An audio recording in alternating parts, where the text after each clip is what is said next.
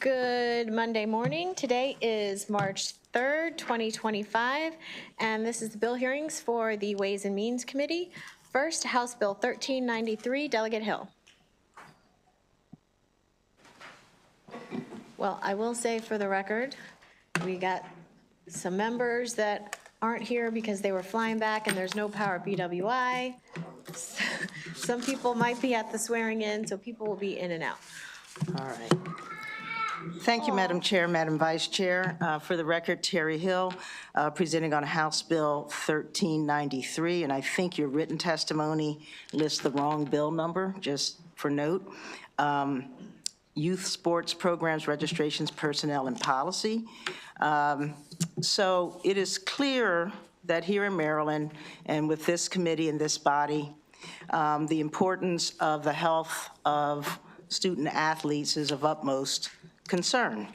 And to that end, there have been a number of things that we've done over the years to try and ensure that children participating in sports programs, which have innumerable benefits, are also kept safe. We know that there's been tragedies. We had a young man in Howard County last year who, participating in a qualifying activity, had a cardiac event, and although everyone there was properly trained and the AED was nearby, he ended up being quadriplegic as a result of that incident. So things do happen. House Bill 1393 is actually an effort to put into statute the kinds of training and uniform personnel policies and practices that have become standard for most youth sports programs around the state, particularly those run by recreation and parks and other organized areas. But there are some sports programs which don't fall under the auspices of the MSDE or don't use public facilities where these policies may not be in place. And so the purpose of the statute is trying to make sure that all of our kids in every part of the state, whether they're participating in private sports leagues or publicly sponsored sports leagues in or out of the school system, particularly kids under the age of 12, are having the same standards for the adults who participate with them as the others. So essentially what the bill does is it requires the maintenance of a registry of the volunteers and coaches who participate, and that all of those participants are given the same sort of online basic training in heat, cardiac, and head trauma, that the policies that dictate back to participation particularly after head trauma, are published on the website, and that the information about those policies is distributed to parents. And as I said, this is largely being done. So this bill, the opposition testimony says that it's redundant, but the opposition testimony also says that it could have an adverse effect if the state were to require this of all sports programs, because it could possibly disincentivize people from volunteering. So I don't know if it disincentivizes people from volunteering. It suggests that this is not uniformly in effect, and that volunteers, whether they're volunteer coaches or doing other things, don't have to have that level of training. So I don't think it can be both. I don't think that the bill can be totally redundant and at the same time present a problem, because it would require things that certain sports teams are not doing. So with that, again, I leave it up to this committee. You have done a lot of things over the past, several years to improve the safety for our youth. And and I ask for a favorable report. And if it is redundant, then I will be happy to withdraw it. Thank you. And I don't know what I said, but I didn't say the right bill number, so that's my fault. It is listed properly, House Bill 1393. Okay, thank you. Are there any questions for Delegate Hill? Okay, seeing none, thank you. Thank you. That concludes the hearing on House Bill 1393. Delegate Shetty, House Bill 1121.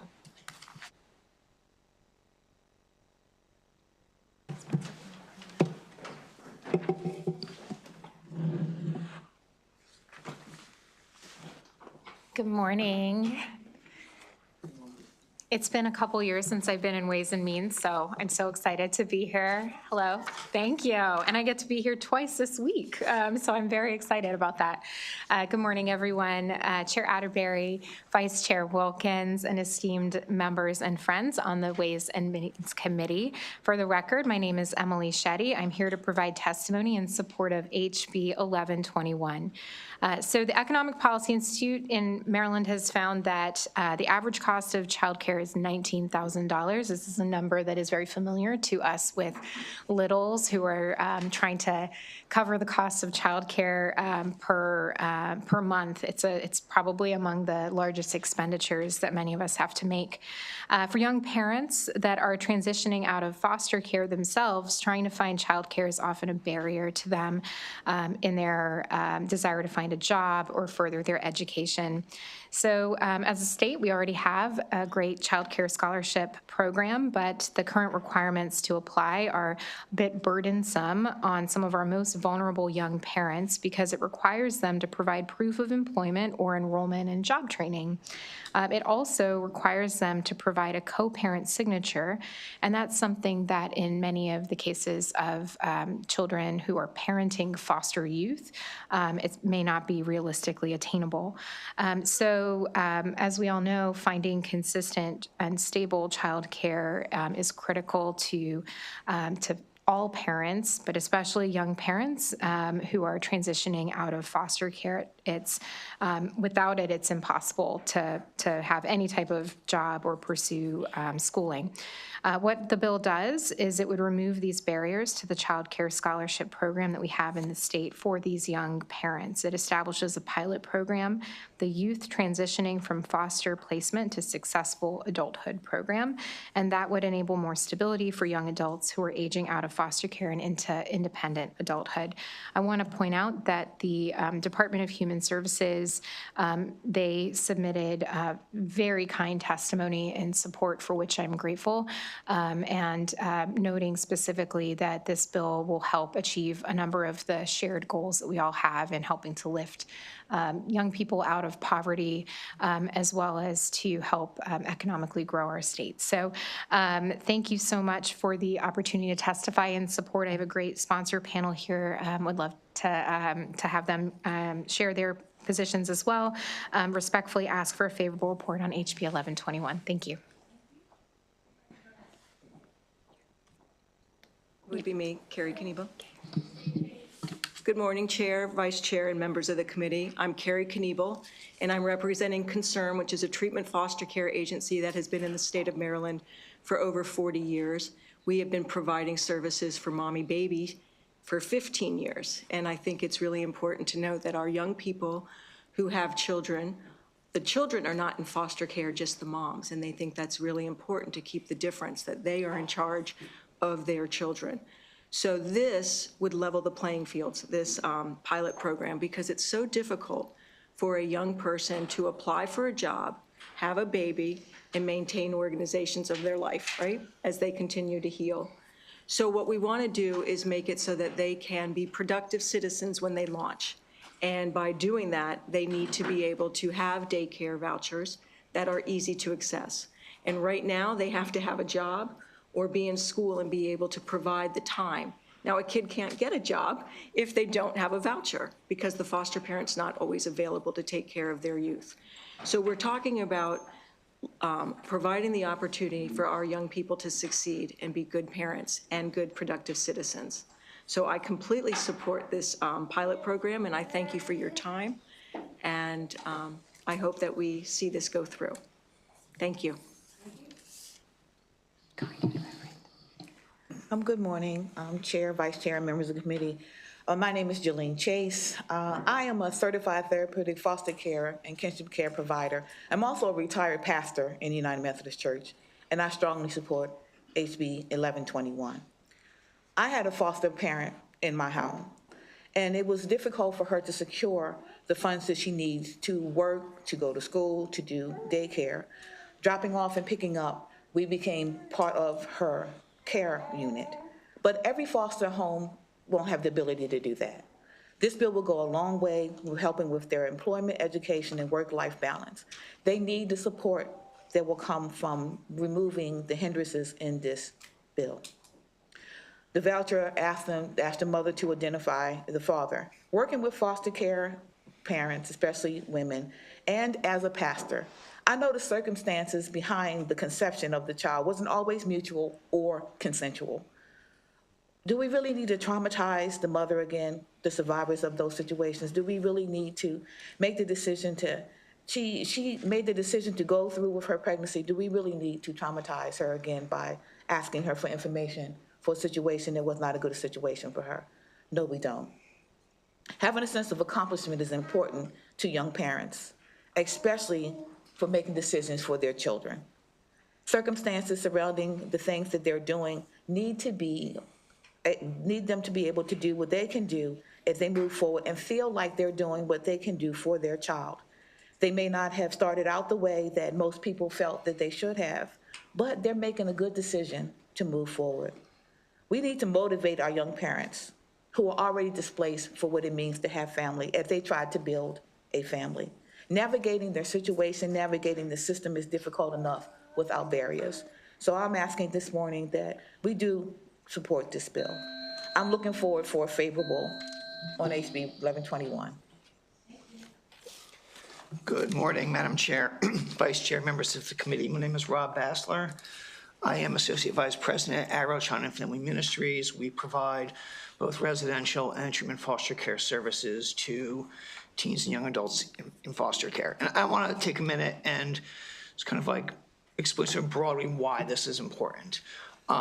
For young people who age out of foster care, who at between 18 and 21 leave the foster care system without having achieved permanency, are some of the highest risk young people in our state. They're at very high risk for, one, early unintended pregnancy, homelessness, incarceration, substance use.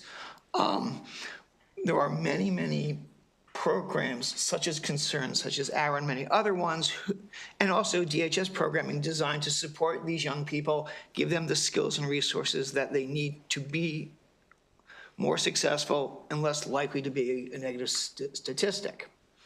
However, if you already have a child, you're already kind of behind the 8 ball in terms of being able to have these needs met. This bill is a pretty simple bill. It's going to help for that small group of people make it more likely that they are able to finish school, that they are able to get work experience and start to develop, a savings account, be able to afford their own place and be successful. And in the long run, keep their child out of foster care. All these are huge benefits, not only to the young people we're talking about, but to our state as a whole. So what we're asking is to allow this pilot project to go forward, to really help these young people identify and remove these barriers so that they can get child care. And so I ask for a favorable reading on this bill. Thank you. Questions? Delegate Wims. Thank you, Madam Chair. Thank you for bringing the bill. I had 2 questions. The first, what are the age groups of the young people, the young mothers, I guess, that you're talking about? So the bill would apply to young women between the ages of 16 and 22.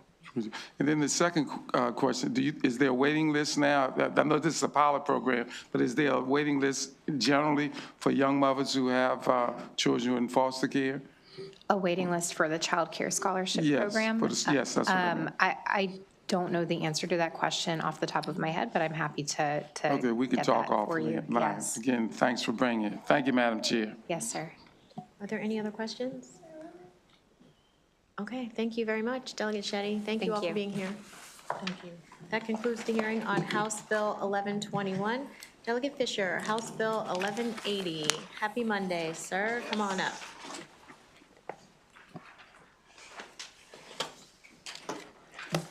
Isn't that an oxymoron? Happy Monday? Good morning, Madam Chairwoman and distinguished guests that are here, as well as members of the Ways and Means Committee. Before you is House Bill 1180. For the record, Delegate Mark Fisher. Bill's titled Education, Primary and Secondary Schools, Alternative School Options, Right to Learn Act. The bill partially codifies the BOOST program administered by the Maryland State Department of Education and establishes right to learn scholarships within BOOST to pay for students in failing schools to attend alternative schools. The purpose of the program is to provide scholarships for students who are eligible for free and reduced priced lunch program, as well as other programs. This specific bill, however, determines that if your child is stuck in a failed school for 3 consecutive years, that the first thing that happens is the school system notifies you that you have options. And your options are to have your child stay in the same school, go to another public school that is not failing, attend a non-public school, or attend a military boarding school. And you might say, well, why does that last one matter? And it matters a lot. Because in the state of Maryland, we have a great deal of issues with, as you know, violence and children acting out in public schools and wreaking havoc in the school system. And to be fair, many of these cases are as a result of what's happening at home, so they're acting out in school, but it's wreaking havoc in the schools themselves.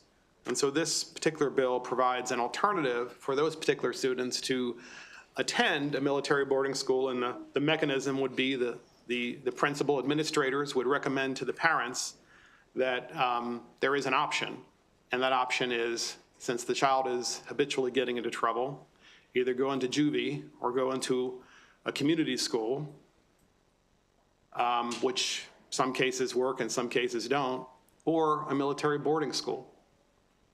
And I want to bring up a kind of an example to you guys about a recent incident that happened in Howard County, and I'm not in any way picking on Howard County because I'll be frank with you, we're having this issue in Calvert County as well. As a young man, February 25th, the story says, the teenage gunman accused of killing one teen and critically injuring another outside of Columbia Mall, this February 25th of this year, had a history with the criminal courts and the school system, police say. The gentleman was arrested in December in an unrelated case and charged with attempted first and second degree murder of a Columbia student. Court records indicate he posted a $50,000 bond, et cetera, et cetera.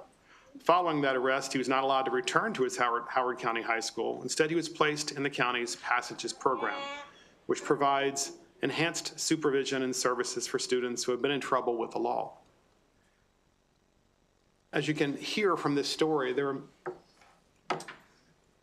there's no doubt that the teachers and administrators knew that in this particular case, this individual, his life probably could have been saved many years before had the intervention been swift and effective in saying to his parents, he must attend a military boarding school. This will indeed save his life.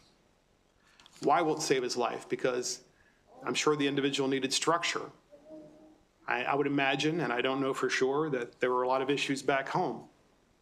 How many other children are in this category? I think there are quite a few whose lives we could save. Unfortunately, the current situation in our state is that we continue to do the same thing with children in these particular situations, and then eventually the child gets incarcerated. Once they become an adult, sometimes they're in juvie even when they're not an adult. So this bill provides options, meaningful options, to the public school system, but also to parents. Parents whose children are stuck in failed schools, and students who are acting out violently in schools in general. Oftentimes, you folks have in front of you in Ways and Means, and I know this is not an easy committee, you have in front of you the MABE, which is one of the organizations that routinely will disagree with bills like this. But when you ask the individuals of MABE, what is your solution? Especially when you see that the problem has continued for years, there isn't one. MSEA disagrees with my bill, but when you talk to individual teachers, they actually agree. Repeat, when you speak with individual teachers about the options that this bill has, they actually agree, but their union doesn't. The superintendents privately agree. And of course, parents. Parents were polled recently in the state of Maryland, by recently, I think in the last 60 days, and they're actually being polled again by Gonzalez. And in Maryland, overwhelmingly, parents support school choice. This bill limits school choice just to the failed schools, to the least among us. I'd also like to finish with this. In his book, The Other Wes Moore, the governor wrote that he had begun to get in trouble with the law, and his mother intervened and sent him to a military boarding school in Pennsylvania, and he credits that with saving his life. It's time that the General Assembly empower parents with children in failed schools, and that we do the same. Thank you, Madam Chairwoman. And members of the committee, I'd be happy to answer any questions. Thank you very much. Are there any questions? Okay, thank you, Delegate Fisher. Thank you. That concludes the hearing on House Bill 1180. House Bill 1179 is David Frazier Hidalgo here. Okay, no, we will move to the Howard County bill, Delegate Wu. Oh, no, Montgomery County, sorry. I forgot you're on double duty. House Bill 1169. Good morning, Madam Chair, Madam Vice Chair, and this is Delegate Cha Wu from District 9A. Delegate Fair, you're the best committee here. So we're presenting a delegation bill from Montgomery County Delegation 1169. This bill is trying to codify what Montgomery County School Board is doing to have a school day off for students on Diwali, Eid, Lunar New Year, Rosh Hashanah, Yom Kippur, and Juneteenth. And I'm asking for your favorable report.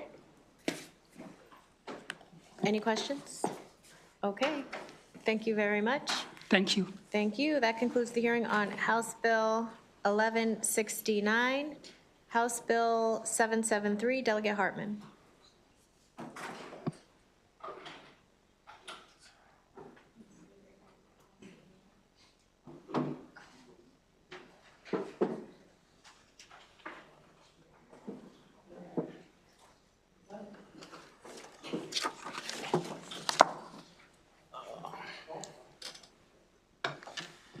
Good morning, Madam Chair, Madam Vice Chair, and colleagues of the Ways and Means Committee. For the record, Delegate Wayne Hartman here to present House Bill 773, the Right to Teach Act of 2025. I think we heard a similar bill a few years back. It was amended based on some of the discussion around that hearing. So according to the Irish Center at the Vanderbilt University's Peabody College, teachers consistently report that disruptive behavior is one of the most difficult parts of their job. Not only is it one of the areas in which teachers most often request assistance, it's also a common reason for job dissatisfaction, teacher turnover, and even exiting the profession altogether. Chronically, disruptive students also negatively impact their classroom peers in various ways through lost instructional time, lowered academic achievement for disruptive students and their classmates, and decreased student engagement and motivation. A 2023 study by the National Center for Education found 32% of public school teachers agreed student misbehavior interfered with their teaching. 32%. A breakdown by school level found that 36.5% of public middle school teachers, 33.5% elementary teachers, and 27.2% of high school teachers shared the same view. Nationally representative discipline survey of teachers undertaken by the Thomas B. Fordham Institute found that most teachers say discipline is inconsistent or inadequate, and that the recent decline in suspension is at least partly explained by a higher tolerance for misbehavior or increased underreporting. 2/3 of teachers say discipline policy is inconsistently enforced, and almost half say they put up with offending behavior in the classroom due to a lack of administrative support. The teachers in the survey reported one of the leading causes of student behavior problems was administrators who enforce school discipline policies inconsistently. 66% of teachers reported that in their last school year, school discipline policy was inconsistently enforced. The Fordham survey allowed teachers to answer open-ended questions. Here's a sample of what some of them said in their own words. The inconsistency is one of the biggest issues, followed by administration's lack of follow-up.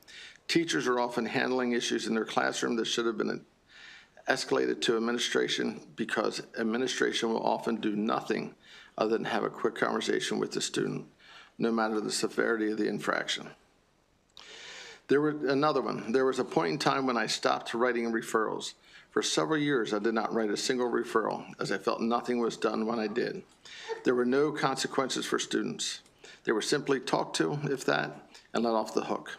I did not feel supported or backed by administration. I was told to stay in my lane and that administration had the right to bend rules and enforce however they saw it. In some cases, the goal of the principal was to reduce the number of reportable incidents in their school. Because of their own performance goals, it led to an exacerbation of this problem. So further limited a teacher's ability to control a classroom. For our students to learn, teachers need to be able to control their classrooms, and this bill gives them the ability to do it. The Right to Teach Act gives teachers in grades 6 through 12 the authority to remove a chronically disruptive student from their classroom.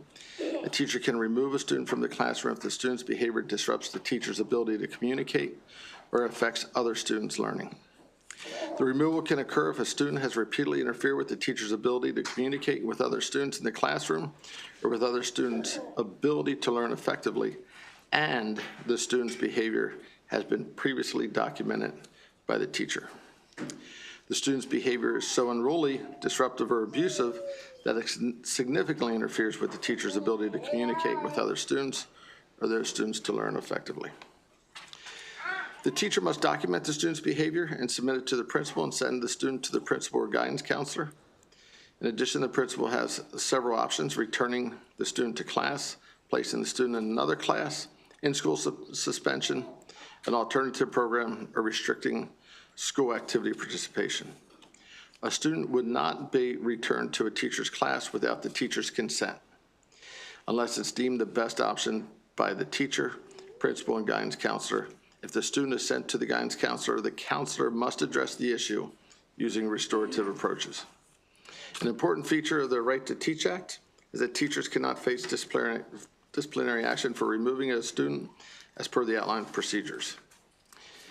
In conclusion, we're going to elevate the profession of teaching in our state.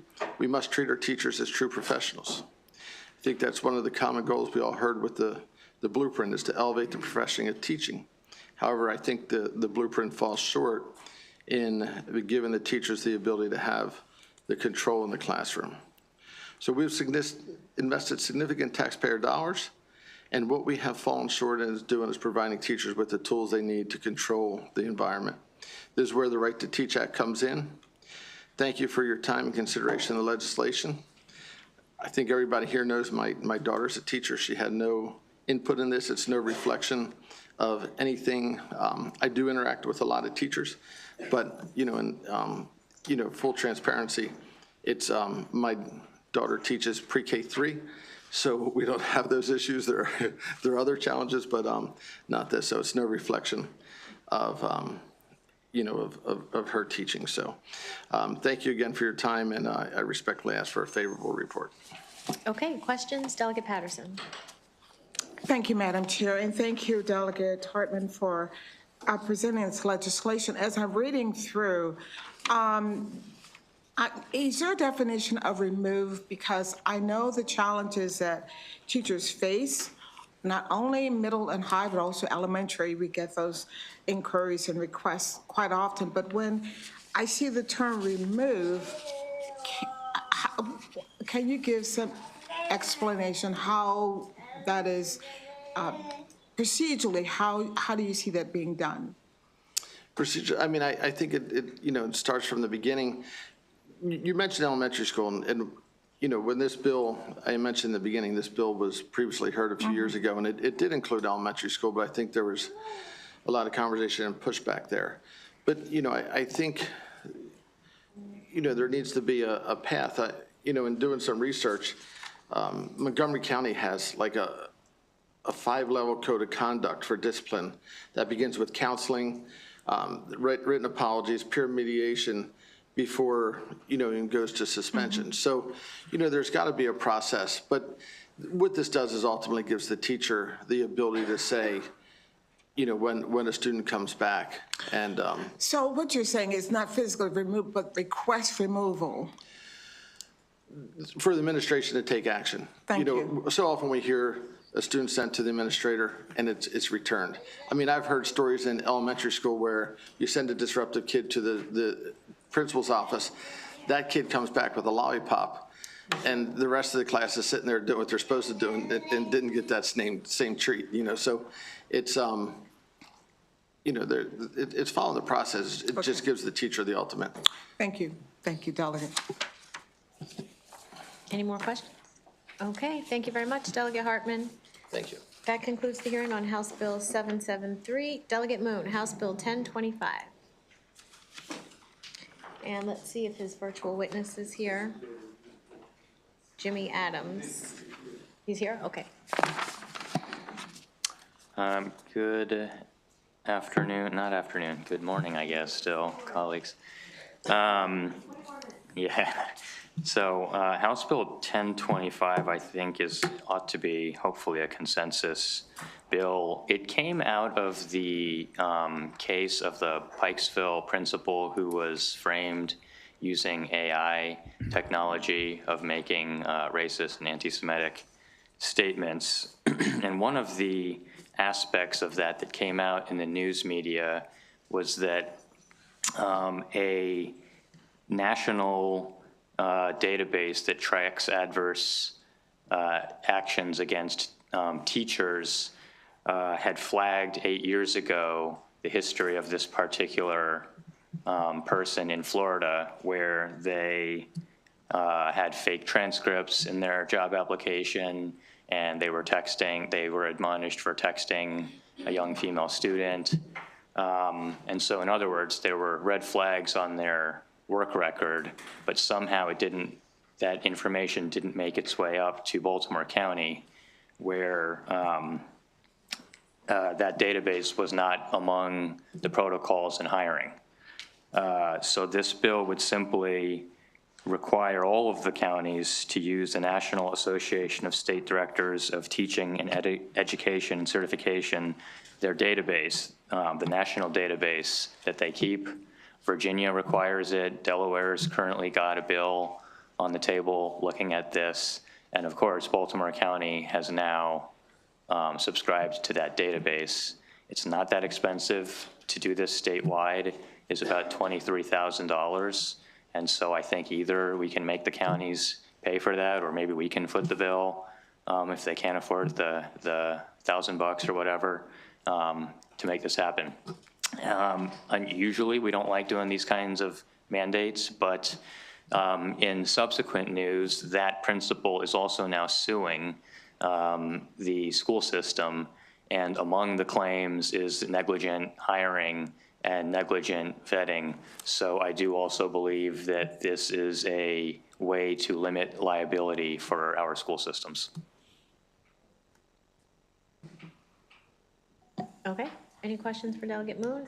Delegate Hornberger. Thank you, Delegate, for bringing this important bill. There's a number of these services now, LinkedIn and the like, that affirm that you have a certification, or they vet that you have a credential, that they're kind of on the positive side. This is on the sort of the negative side if you've got a mark. So my question becomes, from a due process standpoint, what does someone do when they find out that it's false? Or, how do you prove a negative? How are we making sure that the information on there is accurate, and what is the cure process if it's found that, something on here is not accurate? Because it can impact someone's That's a good livelihood. question, and we may have someone from the association here. Yeah, I'm not, we have someone on I think digital. they're signed up to answer questions like that. And I also want to point out, this is not any requirement that any action be taken. Right. If there's any adverse action, just the concept of there being more information provided to the school systems beyond simply a criminal background check, which doesn't flag these sort of adverse employment actions. And in this case, it would have at least flagged that the particular applicant had attempted to use fraudulent credentials to Right. Seek education employment in another state. But yeah, I'll leave that as a question for the association itself. That's a good answer. Yep. Yeah, I'm Jimmy Adams. I'm the Executive Director of the National Association of State Directors of Teacher Education Certification. The way that the database or the clearinghouse is set up is that each state, once they take administrative action against a license, they enter that information into the clearinghouse. If at some point they find that they entered information that was incorrect, they're responsible to contact us to make us aware of that. It rarely occurs, but occasionally we will be contacted by an educator who has found out they are listed in this database. Since each state owns its own data, including Maryland owning its data that's there, Maryland has to contact us to say that information is false, it needs to be removed. Okay, thank you. Okay, well, now we will have testimony by Jimmy Adams, and we'll go ahead and give you 2 minutes to do that. Okay, and thank you. And as you all are aware, I'm here to talk about the National Educator, it's actually the Educator Identification Clearinghouse. I'll refer to it as the Clearinghouse. NASDAQ is the abbreviation that we use for our organization, and we've been in existence since 1928, and we have served as the professional membership organization representing state departments of education and professional standards boards or commissions that are responsible for preparation, licensure, and discipline of K-12 educator personnel. At our first annual conference in 1928, the topic was around teacher mobility across state lines, with a focus to help all states understand the unique licensing requirements in each state. A continued area of discussion for state educator licensing agencies is educator conduct and discipline. And in 1985, NASDAQ developed what would become the Educator Identification Clearinghouse. We updated that in 2017, and the Clearinghouse is the national collection point for professional educator discipline actions taken by all 50 states, the District of Columbia, U.S. Department of Defense, Education Activity Schools, Guam, and additionally, we have 2 Canadian provinces that also contribute to the Clearinghouse. And the purpose of the Clearinghouse is to allow jurisdictions to see if a person has had any administrative action taken against his or her license in a prior issuance in another state. It serves as a system by which jurisdictions or states can quickly check, but they have the responsibility to contact the jurisdiction in which an administrative action occurred or was taken to find out more information. And I want to be clear that the Clearinghouse contains administrative actions, not criminal actions or criminal records. Administrative actions can vary from state to state based on each state's unique statutes and regulations. One state may only be able to revoke a license, while another state may have the authority to be able to admonish, suspend, or revoke. Administrative actions will not show up in a criminal background records check unless the administrative action was taken based on that criminal action that took place. Okay, thank you. Are there any further questions for Mr. Adams? Yes, Delegate Long. Real quick question. Thank you, Madam Chair. Is a copy of your report given to the employee or the new person being hired? So if they do a background check, are they given a copy of that background check? The only people who have access to the clearinghouse are the jurisdiction members, which are your licensing agencies, and educator preparation providers or colleges of education and local education agencies who have joined as associate members and subscribe to the clearinghouse. The information in the clearinghouse is all public information, but what we have done is we brought it down to one central location so it's we don't have a lot of background information about what occurred and why the board or the commission made its decision on why that action was taken. And that's why we tell and train everyone that your responsibility is when you see that there's been action taken, contact the state in which it was occurred and find out more information before you make a decision on either issuing a license or hiring that person. Thank you. Okay, are there any other questions? Okay, seeing none. Thank you, Delegate Moon. Thank you, Mr. Adams. That concludes the hearing on House Bill 1025. Delegate Tomlinson, Carroll County Delegation Bill, House Bill 1118. All right. Thank you. Madam Chair, Madam Vice Chair, members, honorable members of the Ways and Means Committee. For the record, my name is Delegate Chris Tomlinson, representing Carroll County's House delegation, and I am testifying on House Bill 1118. The school board in Carroll is made up of 5 at-large elected members. They serve 4-year staggered terms. 3 members are elected during the gubernatorial election years, and 2 are elected during the presidential election years. The bill alters the procedure for filling a vacancy on the Carroll County Board of Education by granting our Carroll County Board of Commissioners the authority to appoint a qualified individual to fill the vacancy. And this bill only applies to Carroll County. If the vacancy occurs 31 days or more before the filing deadline for the primary election, that is held in the second year of that vacating member's term, the county commissioners will appoint a qualified individual to fill the vacancy until a successor is elected in the upcoming general election. If the vacancy occurs 30 days or less before the filing deadline for the primary election that is held in the second year of the vacating member's term, the county commissioners will appoint a qualified individual who will fill the vacancy for the remainder of the 4-year term. Under the current law, a vacancy on the Carroll County School Board it shall be appointed by the governor. This change in the law would put Carroll County in line with the overwhelming majority of Maryland's 24 counties/jurisdictions. Across Maryland, when there is a vacancy on a local board of education, 15 jurisdictions currently have it set up in law where they're either their commissioners, county council, county executive, or the mayor, in the case of Baltimore City, appoints the vacancy without the governor having any involvement. Once again, that's 15 jurisdictions. In your floor system, you'll see a letter of support from the Carroll County House delegation. Happy to answer any questions that the committee has and look forward to a favorable report. Thank you, Chair, Madam Vice Chair, and members of the committee. Okay, are there any questions? Okay, seeing none, thank you. That concludes the hearing on House Bill 1118. Delegate Tomlinson, House Bill 1132. And there are 2 witnesses virtually. We'll see if they're here. Kristen Mack and James Trontween. Okay, thank you. Once again, for the record, my name is Delegate Chris Tomlinson. I'm testifying on House Bill 1132. This is a bipartisan piece of legislation that was introduced last year in the Senate by Senator Jill Carter, and I'm proud to have the support of the LGBTQ+ caucus, as you can see in your floor system. With the changes that have been made to the bill after receiving feedback last year, I'm happy to report that there is no opposition. As citizens of Maryland, all of us have a right to use whatever reasonable force is necessary to defend ourselves. If I'm walking in church circle and somebody hits me in the back of the head, I have the right to defend myself, to a certain degree, obviously.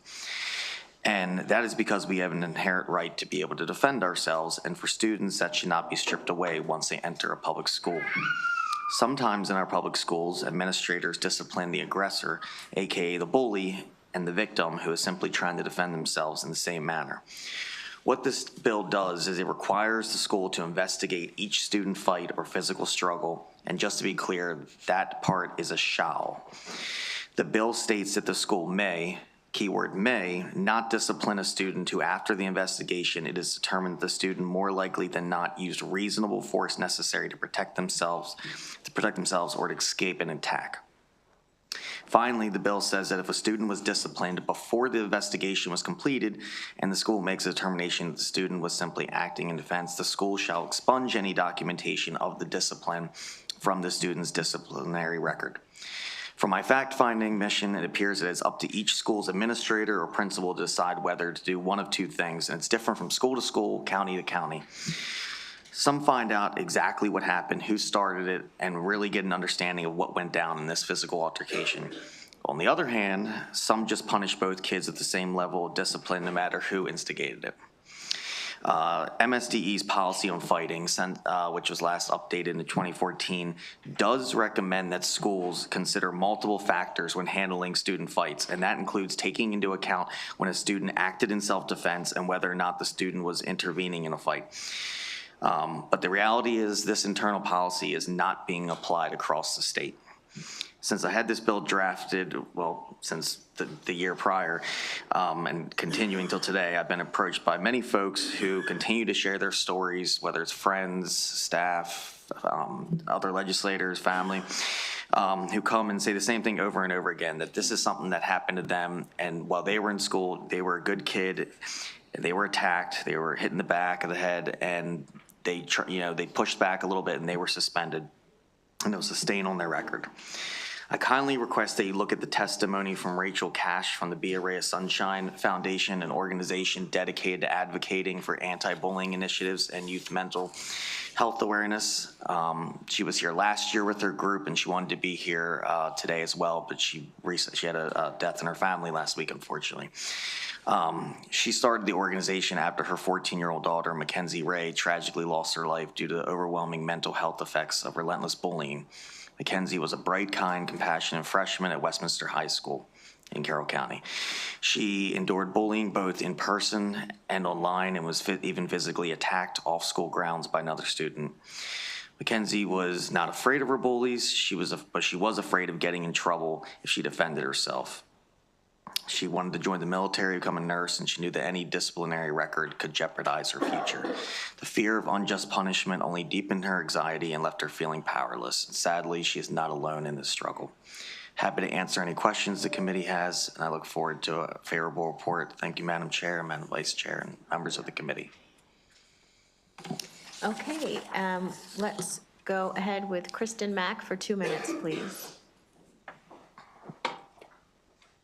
Thank you, Madam Chair, Madam Vice Chair, and members of the committee. My name is Kristen Mack. I'm a civil rights attorney based out of Baltimore City. I'm in strong support of House Bill 1132. I've represented students throughout the entire state of Maryland that have fallen victim to bullying. Usually, if any of these students take any physical actions to protect themselves or to escape from their bully, they are disciplined for doing so. One such instance involved a young woman that was in 6th grade, one of my former clients. She was 13 years old. She was significantly smaller than most students in her middle school. Over the course of the school year, she was attacked on multiple occasions, including being pushed into lockers, being slammed backwards out of her desk, being punched by guys twice her size, smacked, stabbed with a pencil, clumps of hair pulled out of her head. The cops had to be called on one of these instances and called to the school. It was so bad. The Appellate Court of Maryland described what happened to this young lady as horrifying. 13 of these attacks were actually documented by the school nurse. So you can imagine how many went undocumented throughout the year. On 2 different occasions, these attacks resulted in a concussion, and she had to go to the hospital for it. And the only time that she ever lifted a finger in response to any of these was against a boy that outweighed her by at least 50 pounds while he was physically attacking her. And she was suspended for 3 days, out of school suspension. She had never been in trouble for fighting or anything like that before, but she, in trying to defend herself because of zero tolerance policies, and I just want to say there's a lot of schools that say they don't have zero tolerance policies, but that's actually what they are implicate, like that's what they're putting into play. They say they don't do it, but that's actually the action you see is zero tolerance. And she was suspended for 3 days, and she had that black mark on her record for the rest of her academic career. What this legislation does is it doesn't absolve anyone for using inappropriate physical force. Because if there had been a finding of unreasonable force by this young lady, which I don't think there would have been, After an investigation into the circumstances, it would offer her no protection from discipline. So I ask for a favorable report on House Bill 1132. Thank you. Thank you. Mr. Trotwine, please, for 2 minutes. You're on mute. You're on mute. Thank you very much. Can you hear me? Yes, go ahead. Thank you very much for the opportunity to testify in favor of House Bill 1132. Thank you to the delegates who sponsored the bill and for this committee for having this hearing.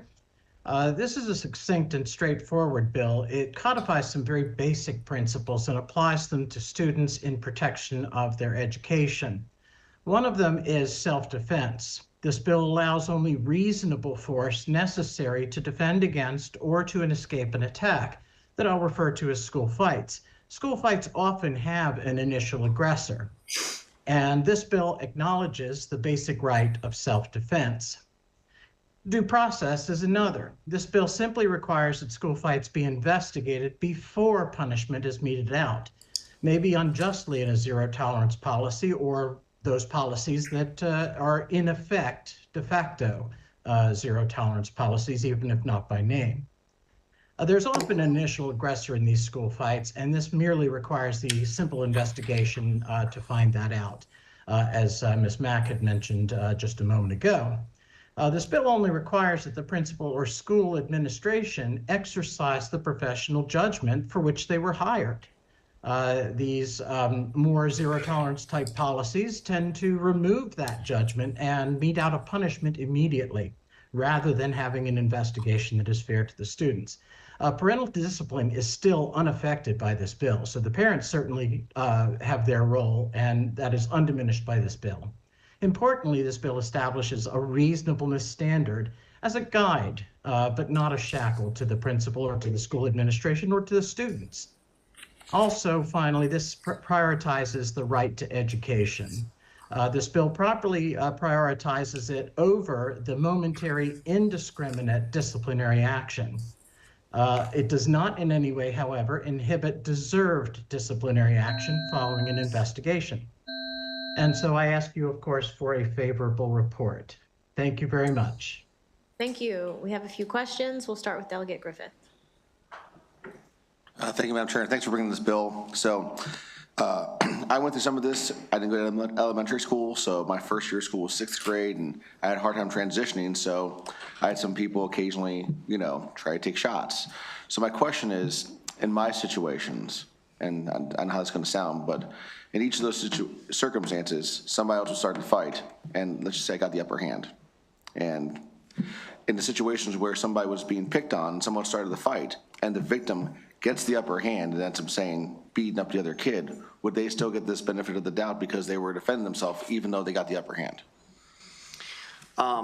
So the way that, like I said, the way that the bill is written is that it's requiring that the school take into account is that they look into each fight. It's not requiring that they it leaves a lot of wiggle room for them to take into account, and that's why I think the word reasonable force necessary is important. If you in your case, in your situation, when you push back, fought back, if you fought back to the point where you were, to end it or to get away, that's one thing. If you fought back to the point where, you threw them down a flight of stairs, that's probably unreasonable. But that's kind of leaving some flexibility to the administration still to take that into account. And like I said, the current policy for the State Department of Education already does, it recommends that they take these things in consideration, but it's not always happening.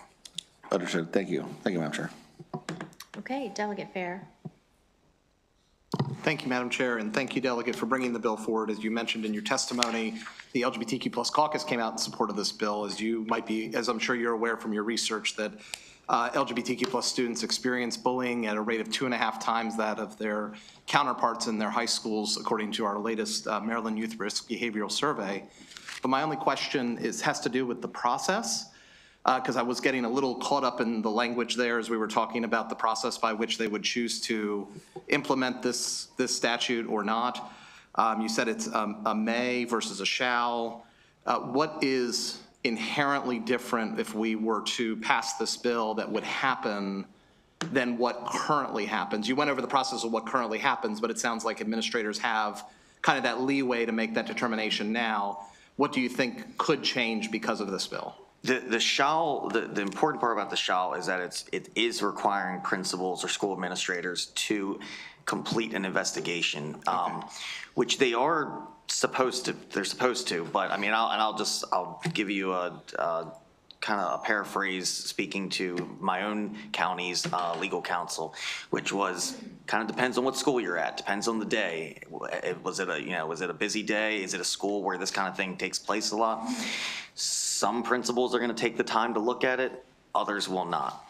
So this is requiring, it would force the schools to, in every situation, every physical altercation or fight, to absolutely have an investigation.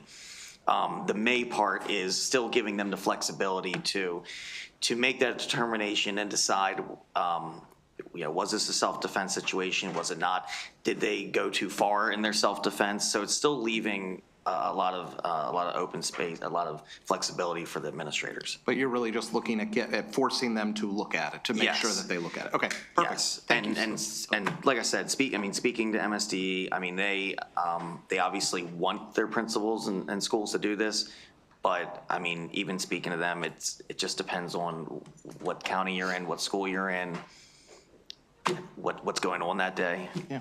Sure. Thank you so much. And if I may, I want to add just a little bit to that, because I think this will help in a host of ways, including there are a lot of teachers, depending on the school right now, that are just too busy and they just don't bring these issues to administrators' attention. And it's happening over and over and over again. So by having an affirmative duty to do something like this, these issues will be on the radar of administrators early on. And hopefully they'll be able to prevent bigger things from happening later on down the road.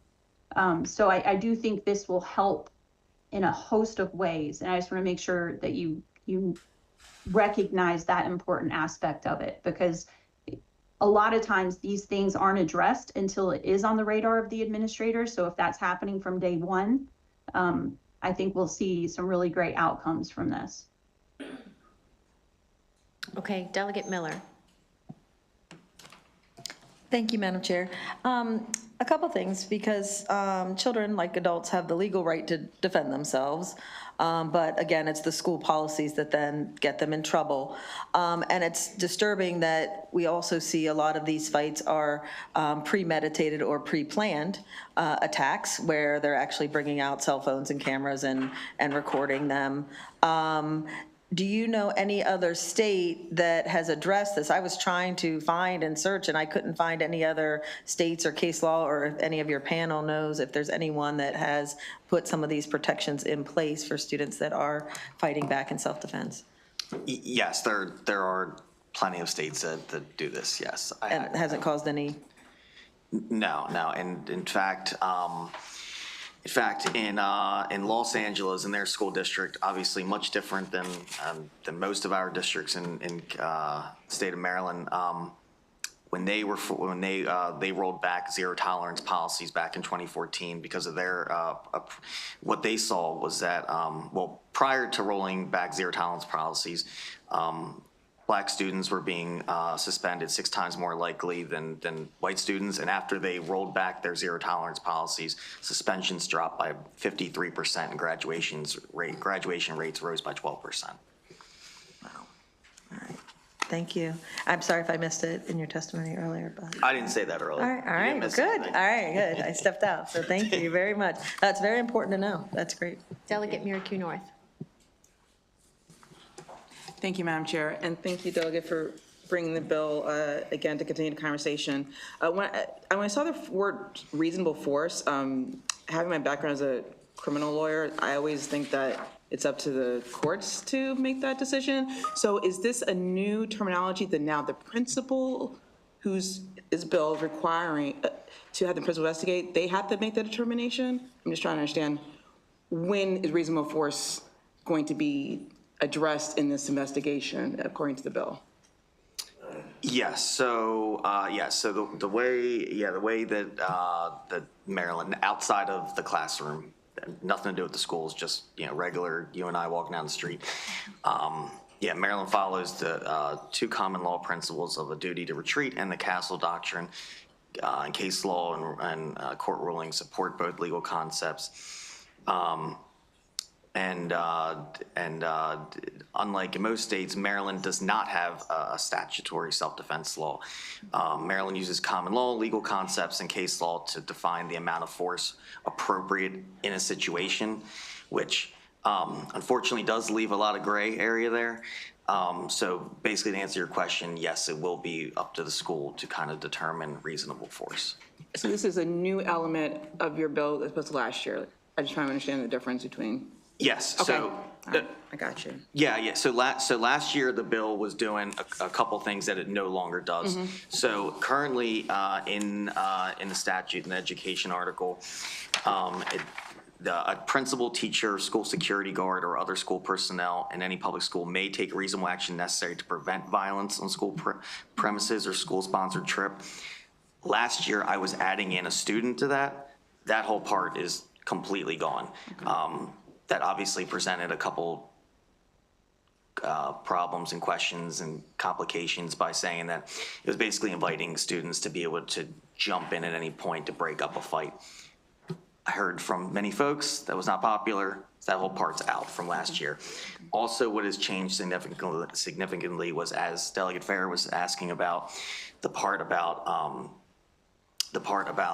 the teacher, or sorry, the school may not discipline a student after the investigation shows that they more likely than not use reasonable force necessary to protect the student or to escape the attack. Last year, that was a shall. So that was a big difference from last year as well. Thank you. I'm done, thank you, sorry. Delegate Ebersol. Oh, I'm sorry. And thank you for bringing the bill. So in the end, there's a single individual as the sole arbiter of what is more likely than not in this case, right? There's a principal who is ultimately going to make this decision and judge. There's nobody else involved, right? I mean, other people can give that person information, but ultimately it's a single arbiter in this case. Yes, I mean, they'll be in charge of the investigation and they can gather as much evidence as they want. Okay, thank you. Yes. Delegate Roberts. Thank you, Madam Chair, and thank you for bringing this bill. I'm hands down on that. But one thing that I just wanted to see if you had any thoughts about is because while I agree that this bill could do a whole lot of help for students who are, quite frankly, very frequently victims, excuse me, of bullying. But what I also want to just think about is, say, for example, if my daughter was attacked, I would like to be able to know that she would not have to see her attacker, the next day in school. Do you have any thoughts about how that plays out or anything? So you're asking if my daughter was the bully. I mean, not the bully, was being bullied and attacked. Yes, sorry, my daughter does not bully. So in other words, talking about an immediate suspension almost for the obvious aggressor? Right. I don't know about immediate suspension, however it's handled, but I guess depending on, the severity of the situation, I just would like to know if you had any thoughts about how it's handled, or does the bill kind of address at all? And I haven't read the bill, but I really love the intent of this bill. I just want to, if there's any thought has been given to, because what if the attacker, we know who the bullies are. I mean, you know what I'm saying? What if the attacker, there's no investigation needed on that person's side, but there's investigation needed to make sure that, the one who's the victim has the right to protect themselves. In the instance that we're giving the school the opportunity to investigate before any actions take place, that means that the next day, the two kids get to run into each other. So So the bill does not require or does not change any existing policy as it relates to how quick a suspension happens. I mean, I can say, just going back to my personal experience in school, usually it is immediate. And that's why I did incorporate into this bill, and I thought it was very, very important that if it was determined that one of the parties, one of the students used reasonable force, and it was justified, and the administration recognized that it is a shall that the school administration expunge any documentation of the discipline. Because in my experience, I believe the suspensions are usually pretty immediate. Right. They're not gonna, if a fight breaks out, they're not gonna keep them both in the school while they're taking a look at the investigation. But my bill does not change any of the existing protocol in that. Okay, all right, thank you, Madam Chair. It is something good to consider. Thank you. Okay, are there any other questions? Okay, thank you very much. Thank you. That concludes the hearing on House Bill 1132, House Bill 1127, delegate tolls.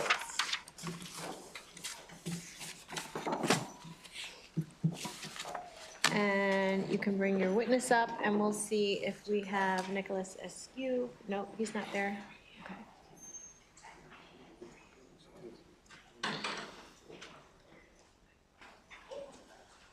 Nick Askew is not with us virtually. If you want to text him or something really quickly.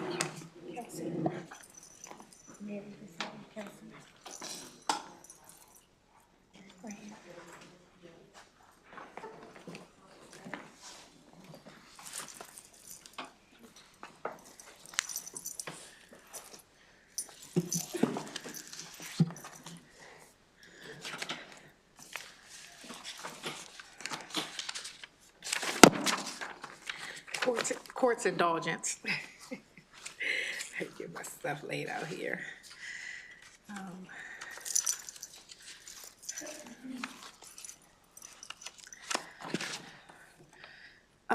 Thank you, Madam Chair.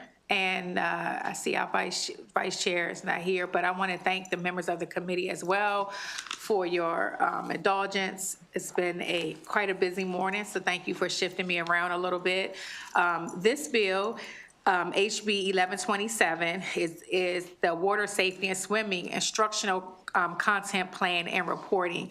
And I do want to again thank Madam Chair, who have been working with me on this bill for the past 3 years since it's a summer study. So we have changed it a bit from last year. And this bill this year will ask for the school system, our public schools, to develop a content plan and reporting.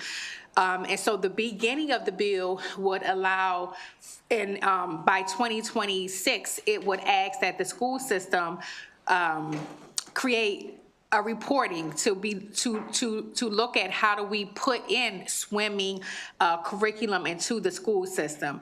And then in year 2027, it would ask how do you have a full-scale water safety and swimming program.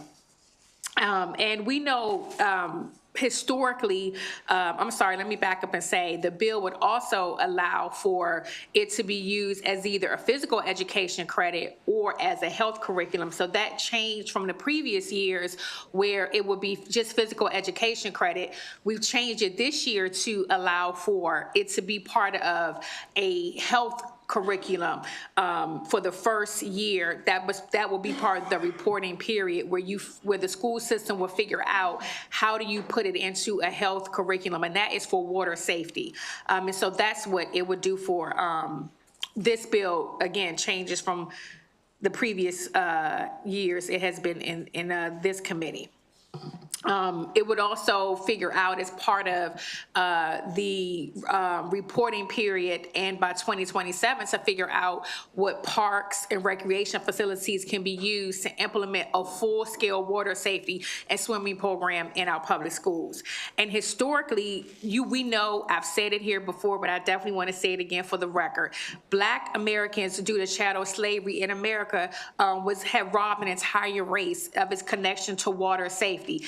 and the Jim Crow South and discrimination prevented Black people access to pools across the United States. And my friends in the Jewish community shared with me that's also was the case with the Jewish community. And so due to years of discrimination, but primarily with Black people, they are 5 times more likely to drown than non-Black people. And this is just a true reasoning behind the swim bill. It's a way to save lives in our community due to this historical, racism and discrimination with swimming in our communities, in the Black communities. According to USA Swimming, less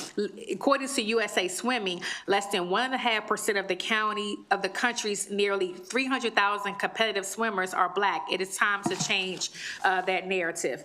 There is now, as I indicated in the previous years, a National Water Safety Action Plan. The national government set a U.S. plan for 2023 through 2030. Now, I don't know if it's going to change now, so it's even more reason why we should do something this year. And that plan is to prevent drowning in the U.S. Through evidence-informed action, transforming the country into a nation where water safety is a natural part of our everyday life and people enjoy the benefits of water safely. In other states such as New Jersey, Georgia, and New York have a program. We could really be on the forefront of these issues and join our neighbors. Water safety and swimming should be equitable, and the best way to do that is to allow it to be in our public school system and allow for them to develop a curriculum in our schools. And so I urge a favorable report and supports on HB 1127. I am so pleased this year. I warmed your hearts last year with a 7-year-old who was a competitive swimmer. I got competitive swimmers in my pockets waiting for you all. So I have Miss Kelsey Bryant, who is a constituent of District 27, a senior at Wise High School, right? No. At Flowers, I'm sorry, at Flowers High School. And she is just simply amazing. And she's going to talk to you about water, about what swimming has done for her life and how important it is to have it in our school. So I'm trying to tug at your heart again this year. And we also have Mary, who's going to talk about work that she's been doing in Washington, D.C., and she's Swim Up. And so I have some amazing panelists here just to talk to you about how important this bill would be for our state. And with that, Madam Chair, if we could turn to Kelsey, that would be wonderful. Oh, I'm sorry. I do want to make mention too before we turn to Kelsey. Colleagues, the fiscal note is not accurate at all. This fiscal note was a fiscal note of last year, 2 years ago. And I'm working through, Madam Chair, and I had an opportunity to speak about it this morning. And I just wanted to say that do not pay attention to that, because this is, again, was a fiscal note from last year. As you know, bill has changed significantly this year. So with that, I'll turn it to Kelsey. Thank you. Thank you, Chair Atterbury and members of the Ways and Means Committee. I am here to testify in strong support of HB 1127, Public Schools, Water Safety and Swimming, Instructional Content Plan and Reporting.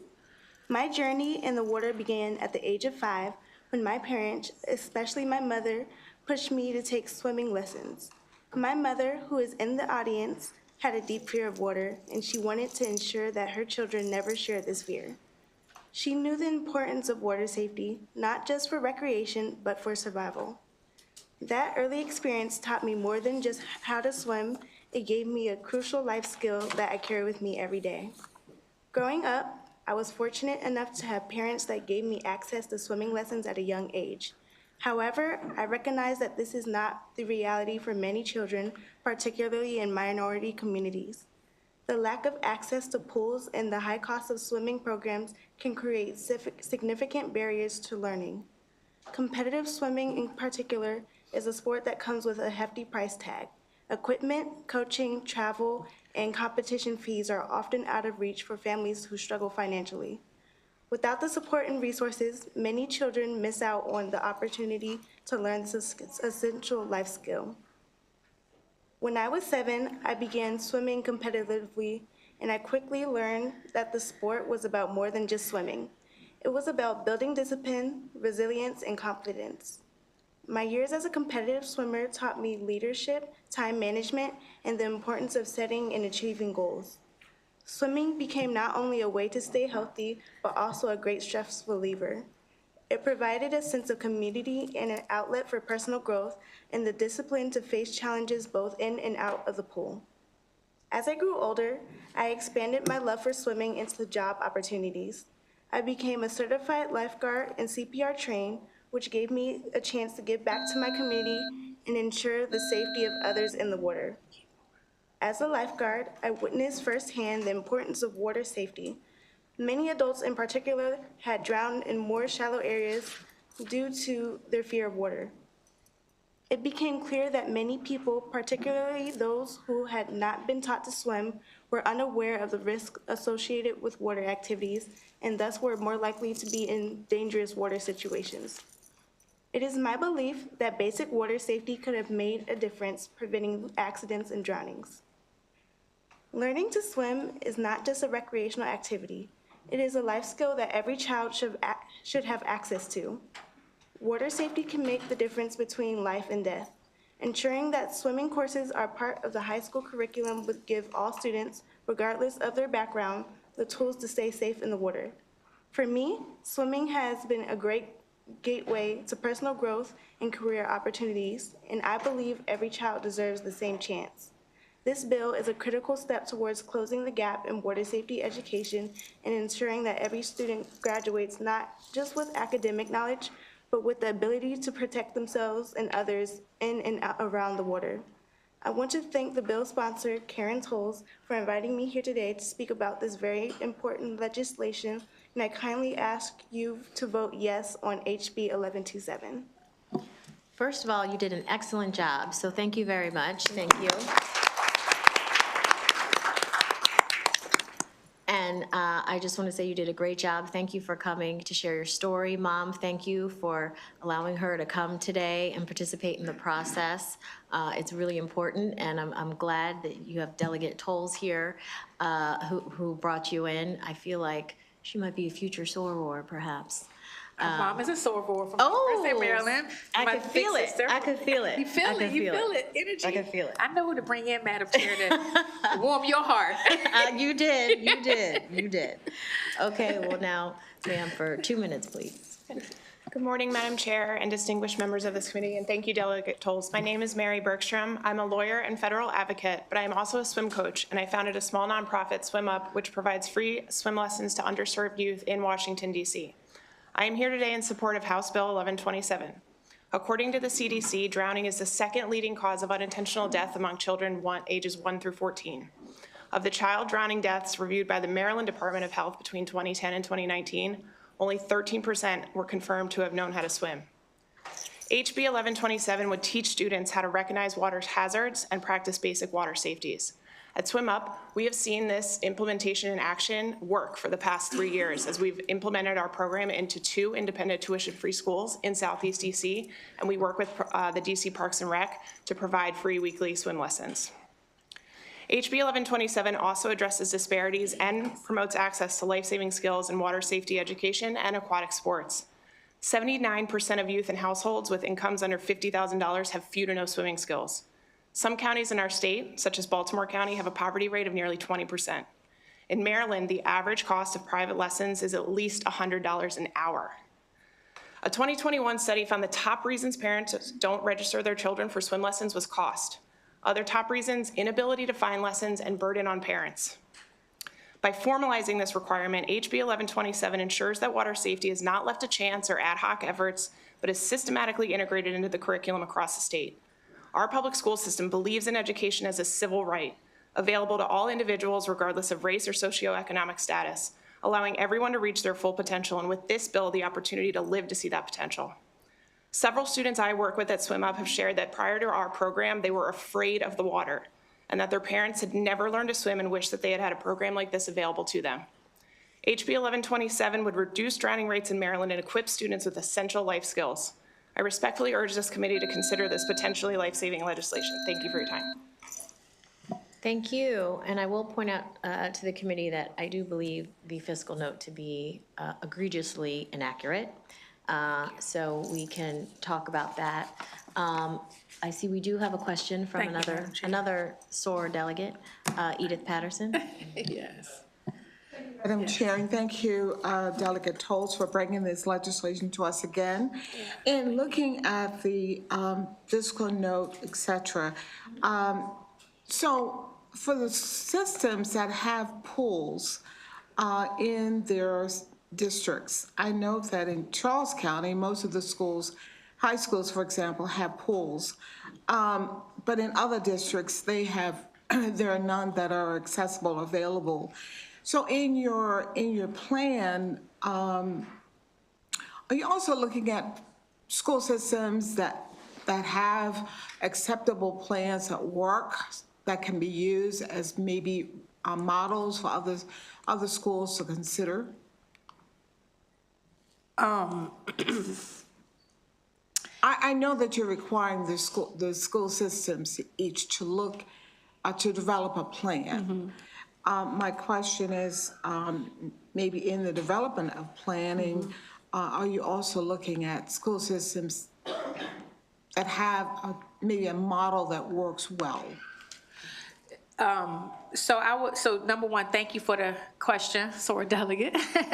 And as Madam Chair indicated, and I appreciate her for saying that it is kind of egregious. And Charles County are one of the school districts that have been so blessed to have a pool in every single high school, even the high schools when they're newly built. I think St. Charles was one of the newest ones. They have a high school. They have a pool in a high school. What we're asking is for school systems to determine what they would need to do to develop this plan. The current thought process is that, and what I would say, we have a system in place in Prince George's County for second graders. And what they do is they use the pools at our parks and recreation facilities, where they would take a bus, they would first learn water safety, and then they would actually get in the pool.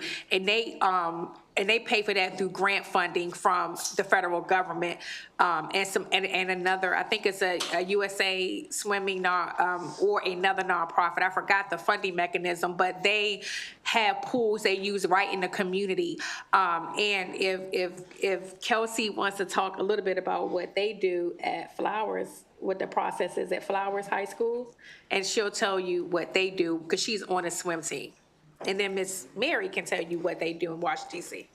Thank you. Good morning. I go to Flowers High School, and since we don't have pools at our school, we travel to nearby pools by bus.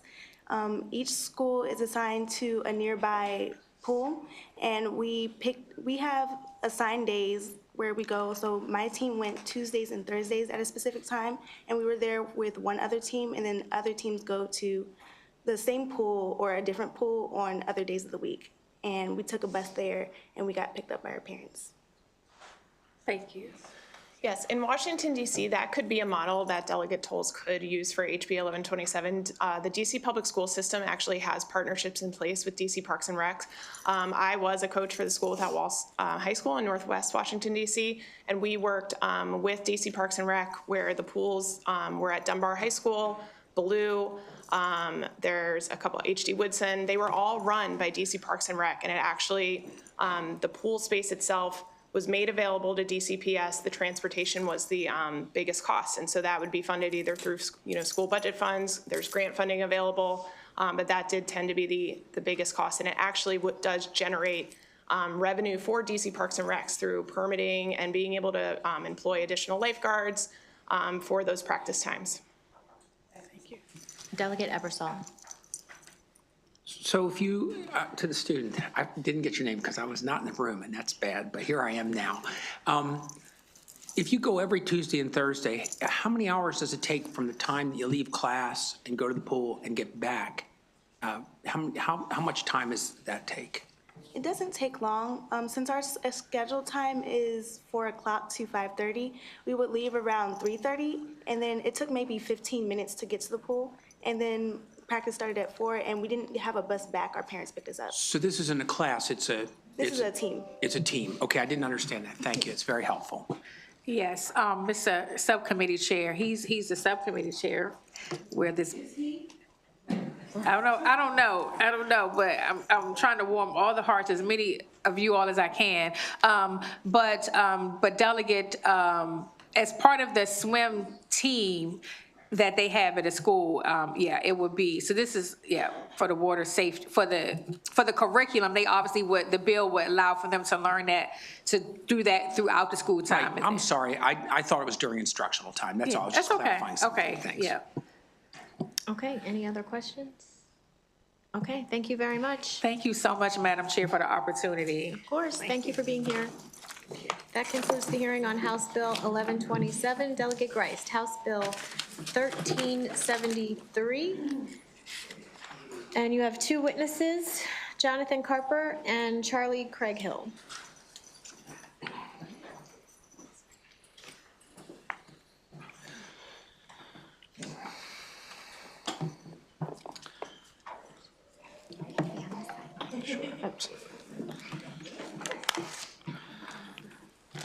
Thank you, Madam Chair, members of the committee.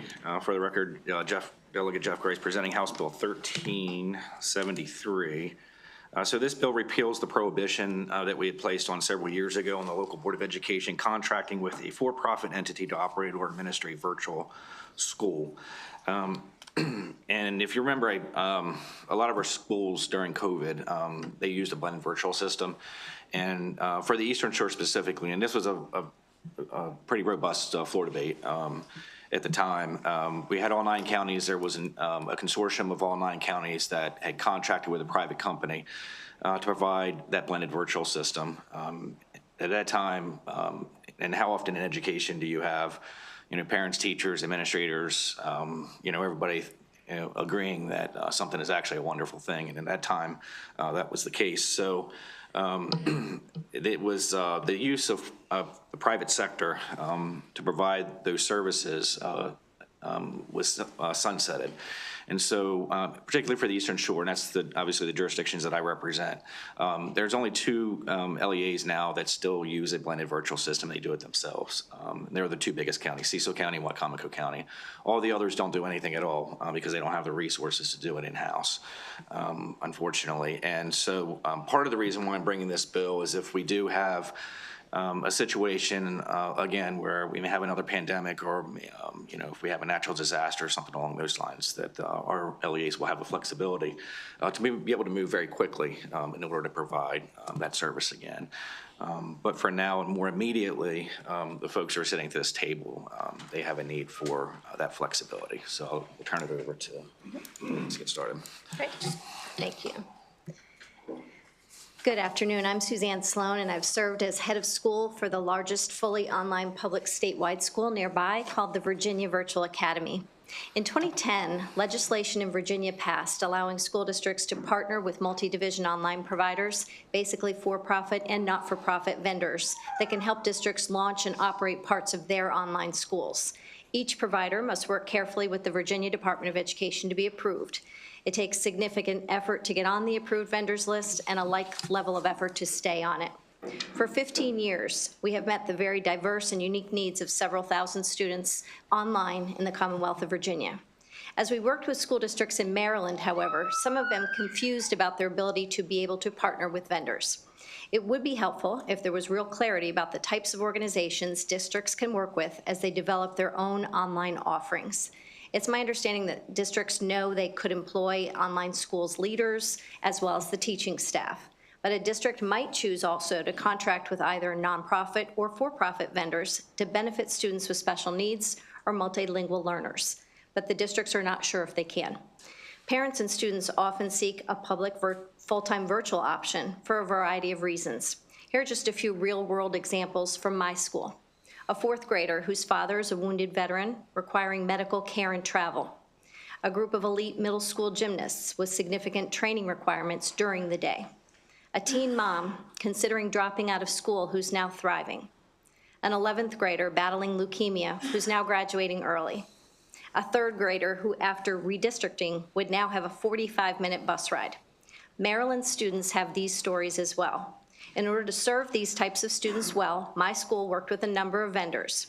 When we seek partners to better serve our students at the Virginia Virtual Academy, we don't particularly value whether the best vendor is a for-profit or not-profit entity. We care if they can help us meet our mission, which is serving the needs of our students and families. Repealing the language as proposed in HB 1373 or clarifying it so districts are clear that they may contract to operate with a for-profit entity to operate or Thank you. administrate virtual schools. Thank you for your time. Thank you. And she's testified instead of you? Yes, Yeah. thank you, Madam Chair. Okay, thank you.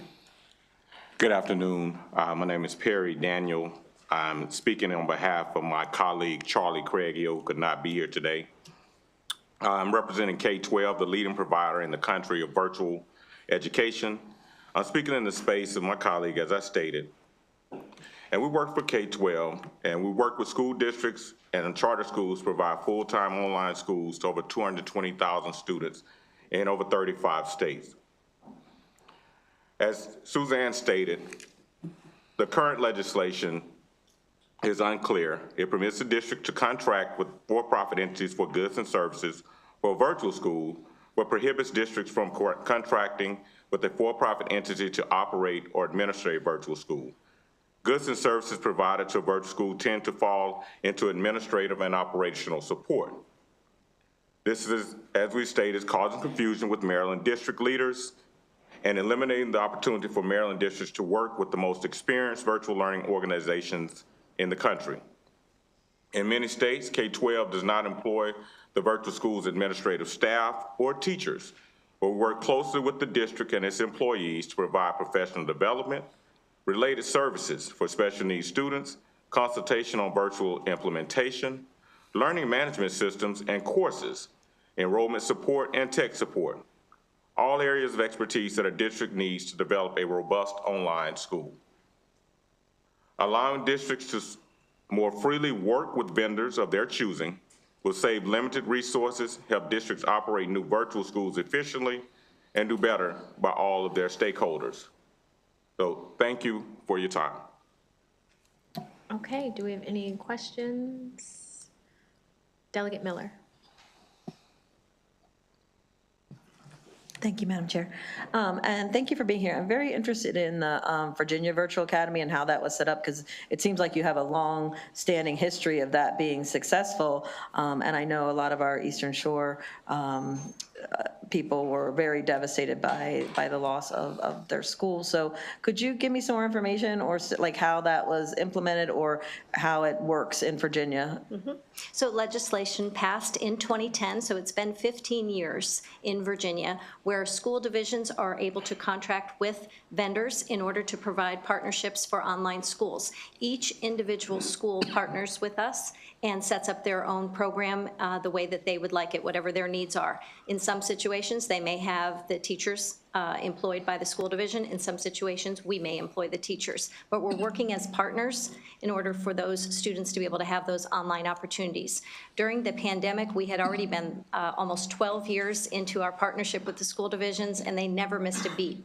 It was a really good time to be working with students online. Our students outperformed many of their division partners on their the following year state tests because they did not have that interruption that some of the traditional schools did as they were getting up and running with online schooling.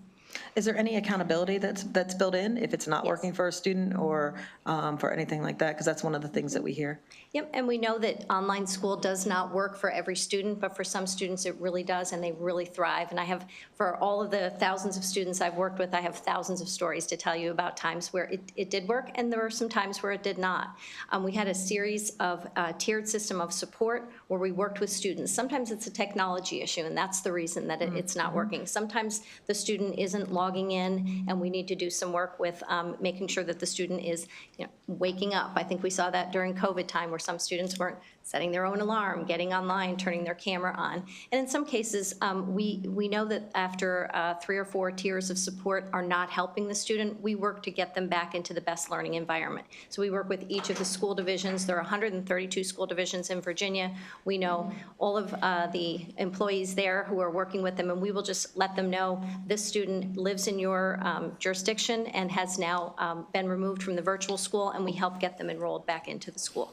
And then so you have a mix of teachers that are either public school employees, and then you have some that are employed by the company. Yes, and the different school companies. division can work with us in that sense to decide what works best. And then do you have a way to get rid of a contract with the school if it is proven to not be working? So like not only getting the child back into a good placement, but then also if the school itself is not doing what it should be doing or not So we generally being do successful. three-year contracts with those school divisions and can make decisions at any time. Either the school division or we can make the decision that this is not working for any reason, and we can end that partnership. It has not happened, so I'm pleased with all the division partners. I currently work with 21 school divisions in Virginia. Thank you. Thank you for the information. Thank you for the bill. Delegate Hornberger. Thank you, Madam Chair. Just a quick question in terms of the prohibition here.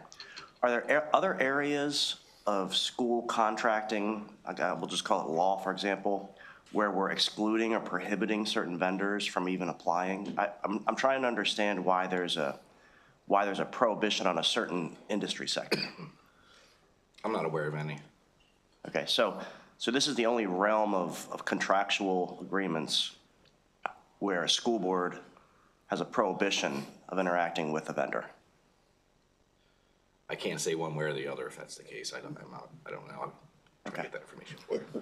Is your question concerning the education world seems to be the area where they're No, I'm not just allowing to do this? Trying to because- understand why that we're singling out certain providers from doing business with the schools. Right. When they add some benefit or value to the school. Okay, thank you. Thank you. Delegate Eversole. Thank you, Madam Chair. It's not really a question, just to clarify the answer to that question. We have a robust charter school system in Maryland, and the same restrictions apply to that charter school system. We allow nonprofits to run them, but not for-profits. Thank you. Okay. Anything else from the committee? Okay, thank you very much. That concludes the hearing on House Bill 1373.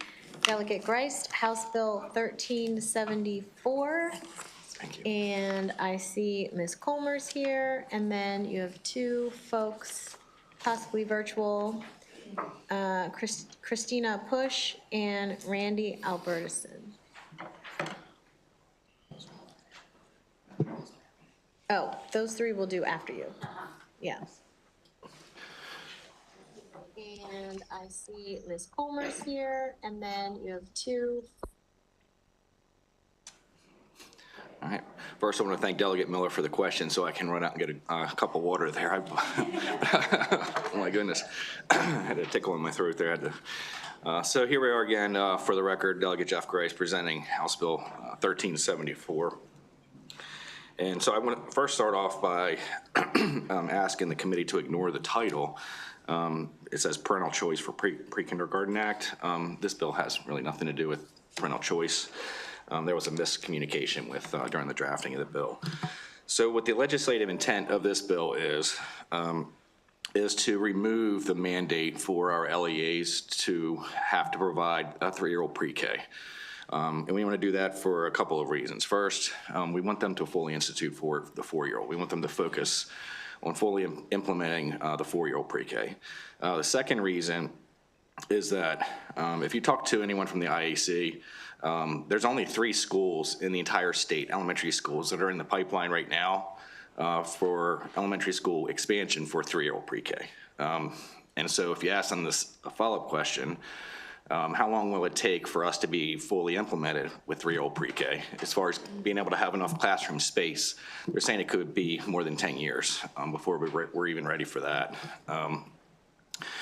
And so for school systems like Kent, for example, where they have declining enrollment, they have plenty of space for 3-year-olds. In fact, they already have 5 3-year-old students now in Kent County, and they plan on expanding. They can do it because they have the space to do it. We want to make sure that that funding continues if they choose to still provide that service. And then the third piece is we want to also focus on expanding the private childcare, because right now that's part of what's limiting us as well. I think we have some counties that have 0 providers, actually. We want to make sure that we're focused on that as well. As you all know, and I'm very thankful for you all moving the bill last year that gave the per pupil funding for our federal Head Start programs. And so that's certainly a positive as well. So I just want to be crystal clear that I 100% fully support pre-K. I just don't think that we're in a position now, and we probably won't be in a position for at least another 10 years for our public school system to completely build this out. And we also don't want to put them in a situation too, and I can tell you the county that I live in, they desperately need a middle school in Caroline County. And they also have 2 other elementary schools that were built in the 1970s. And so what we don't want to do is put other priorities ahead of those priorities that are already in their pipeline, if that makes sense. We need to be able to allow them to continue with their school, their capital program, before we can add more on top of that. So we're just giving them a huge amount of inflexibility in those regards. So while I fully support expanding 3-year-old pre-K, I think we need to do it certainly on the private side. And there's a good bill that's moving out of the Appropriations Committee with Delegate Shetty. We're going to do a study with all of our publicly or state-owned facilities to see if look at the feasibility of any vacant facilities that could be used for child care providers. So that's really the intent of this bill, is to give more flexibility to our LEAs and then focus on our 4-year-olds, and then also focus on expanding our private child care providers. Okay, any questions from the committee? Okay, thank you very much. Appreciate it. Thank you, guys. Now, we will have Ms. Colmers come forward, and we have 2 unfavorables virtually as well.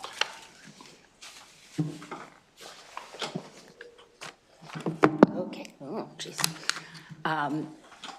For the record, Ellie Colmers, thanks so much for your time today. I'm here on behalf of SEIU Local 500, who represent over 20,000 working people in Maryland, DC, and Virginia. Our union represents the support staff in public school systems, family child care providers, faculty and staff at several Maryland colleges and universities, staff at nonprofits, and many other working people across the region. We urge an unfavorable report on HB 1374 as written. We absolutely understand the issues that were the impetus behind this bill, but we believe that the bill would weaken the intended mixed delivery system for publicly funded pre-K by disproportionately favoring public schools and pushing private providers out of business. The mixed delivery system was adopted in the blueprint as an acknowledgement that public schools alone would not be able to serve the number of children in the state. And as the sponsor mentioned, I think the physical space in schools is only one of many issues there. If this bill is left unchanged, it would result in fewer options for families, particularly in underserved areas, and ultimately harm the quality and accessibility of pre-K services across the state. Child care providers are deeply committed to the well-being and education of our youngest learners. The child care business model, however, relies on both 3s and 4s. Restricting fully funded Tier 1 4-year-old pre-K students to public schools creates an imbalance and drastically undermines the sustainability of private providers. We are concerned that as a result of the bill, private providers will be forced out of the market due to financial instability. Many providers are already struggling to maintain enrollment levels due to rising operational costs, staffing shortages, and other challenges. Without sufficient resources, many childcare providers will be forced to scale back services or close entirely, impacting not just pre-K enrollment, but families with children of all ages who rely on childcare providers for affordable, high-quality childcare. We must ensure that private providers have the financial support they need. The age restrictions proposed by the bill reduce family choice and restrict parents' ability to select the best educational setting. We therefore request an unfavorable report. with families with children of all ages who rely on child care providers for affordable, high-quality online, turn off please turn off the video if you're watching us live, Each because we restrictions can hear proposed by that the bill playback. reduce family choice and restrict parent. Okay, if you are listening, if you're about to testify, please turn off any live feedback or the playback if you're watching it live, the YouTube, because we hear that like a couple seconds after we actually we heard Ms. Colmers twice. Okay. Sorry, guys. All right, we'll go ahead. Ms. Albertson, please, for 2 minutes. Thank you. My name is Randy Albertson. I own Innovations in Education, LLC. We provide professional development and consulting for early childhood programs. I am strongly opposed to HB 1374, the Parental Choice for Pre-Kindergarten Act. I believe if passed, this bill will cause irreparable harm to community-based childcare programs in Maryland and will negate the intent of Pillar 1 in the blueprint for Maryland's future. Pillar 1's designed to create a 50-50 mixed delivery system to serve Maryland's most marginalized 3- and 4-year-olds. The goal of Pillar 1 is to increase access to high-quality early learning environments and enhance opportunities for school readiness for our youngest learners. Rather than increase access to high-quality early learning environments through an equitable mixed delivery system, this bill will decrease the availability of pre-kindergarten slots in community-based childcare programs. This bill removes the ability of public school systems to serve Tier 1 eligible 3-year-olds and simultaneously limits the number of 4-year-olds whom community-based private providers can serve as counties move towards a 50-50 mixed delivery system. If the goal of this bill is to support parental choice for pre-kindergarten, it will do the exact opposite. As we approach a true mixed delivery system, if more community-based programs enroll 3-year-olds in their pre-kindergarten programs, the number of community-based slots for eligible 4-year-olds will be proportionally decreased. The bill's net effect places more Tier 1 eligible 4-year-olds in public schools and far fewer 4-year-olds in community-based pre-K programs. With fewer community-based 4-year-old slots available for those Tier 1 families, parental choice is significantly reduced, as in some communities, their only option for pre-K will be in public school. Thank you.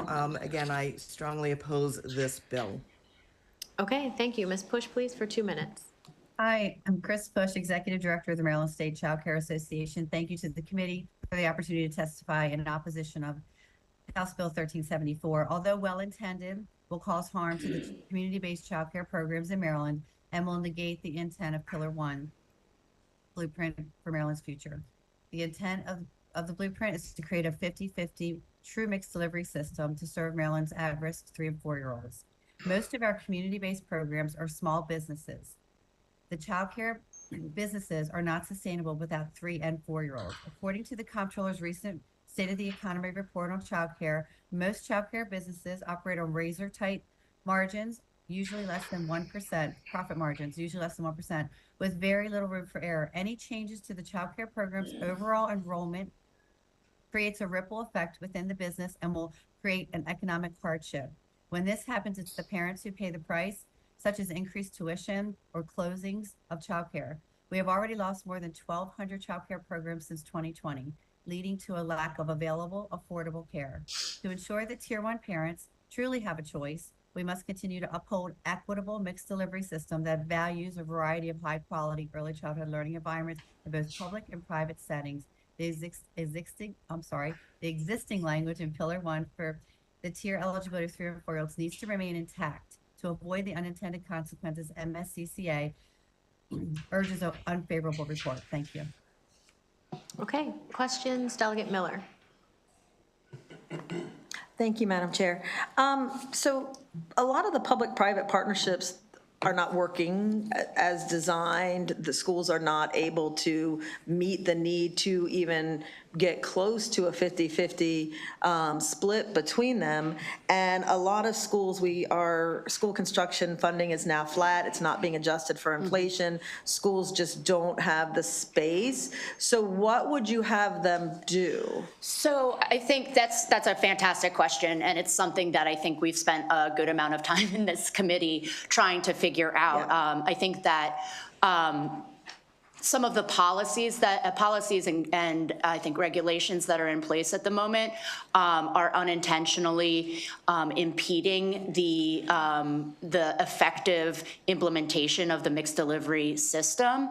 I think that, with bills such as 1441 from last year, we took steps to remove some of those barriers for the private providers to get involved.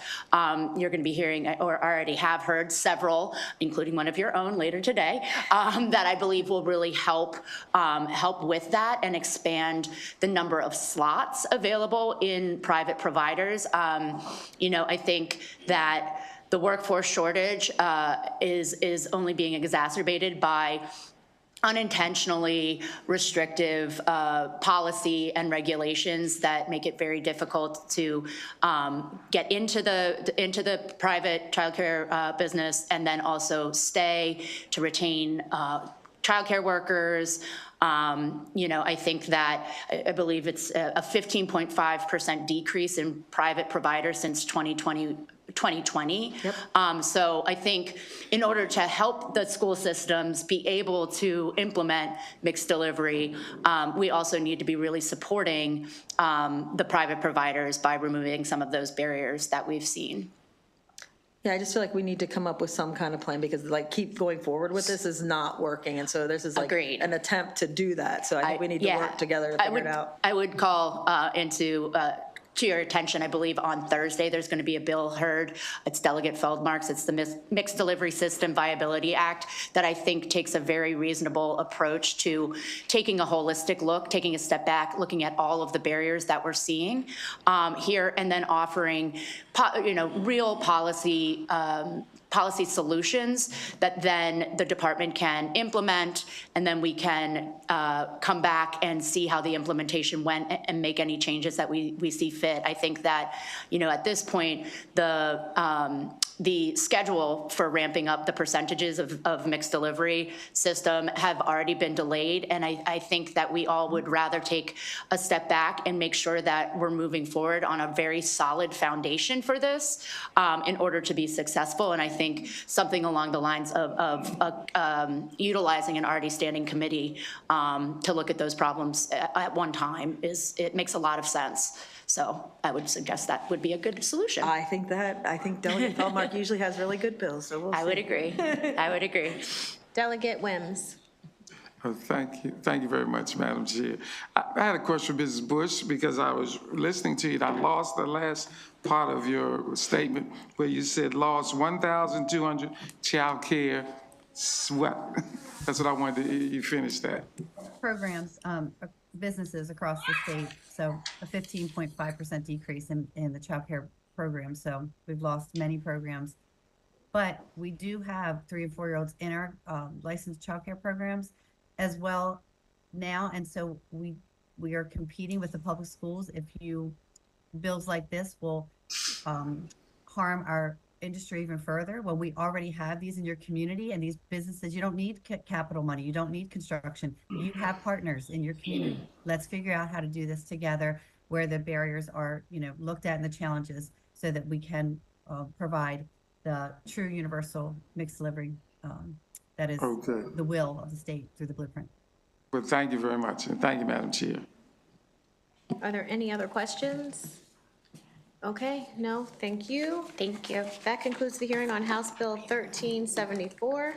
Delegate Feldmark with one of her great bills, House Bill 1122. And you can stay right there. Okay, thank you. And we have 2 people already online, and we can check to see if we have Tanya Akins. Yep, okay, bring her in. And then when Delegate Feldmark gets to the table and gets situated, she can start.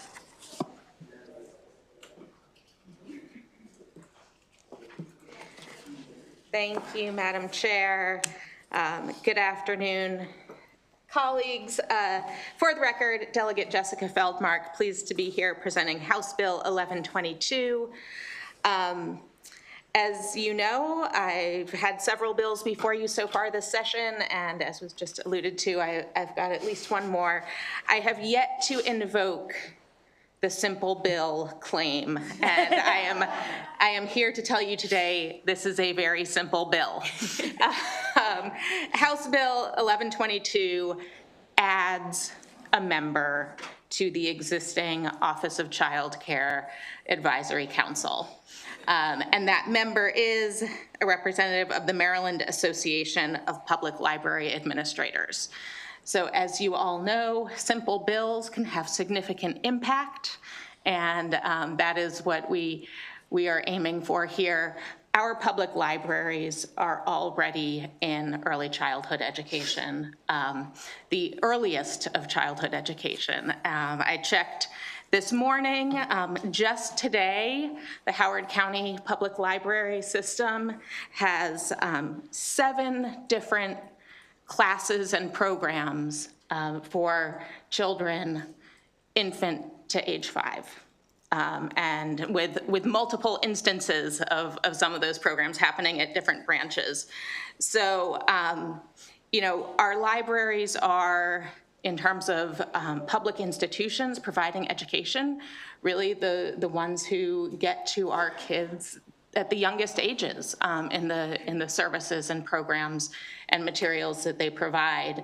And it only makes sense that they should be a part of this interdisciplinary council looking at childcare and early childhood education across the state to improve information sharing, resource sharing, and collaboration, and really enrich the conversation as we are taking on much more complex issues, you know, around pre-K and childcare and early childhood education.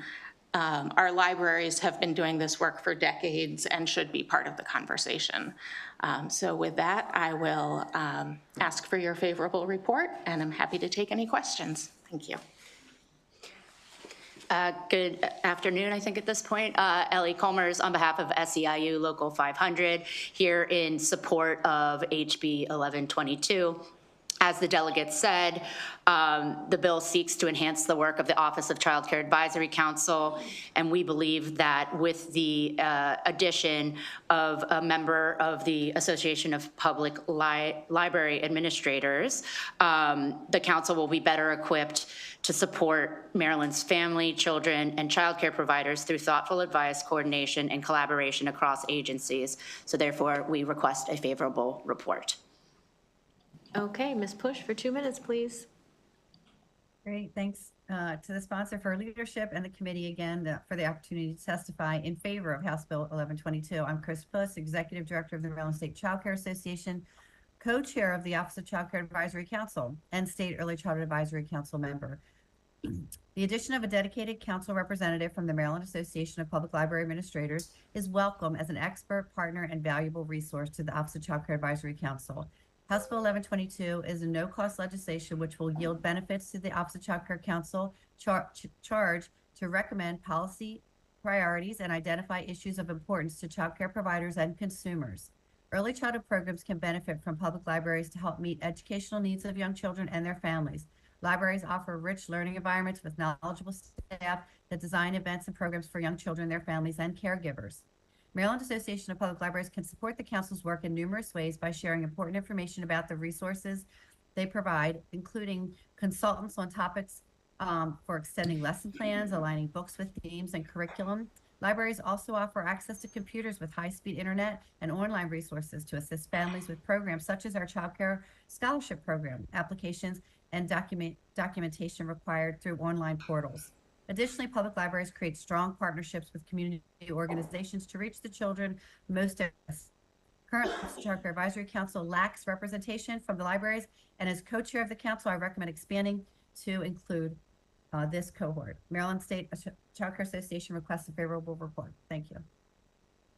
Okay, thank you. Randy Albertson, please, for 2 minutes. Thank you for your time and listening to my testimony. My name is Randy Albertson. I own Innovations in Education LLC.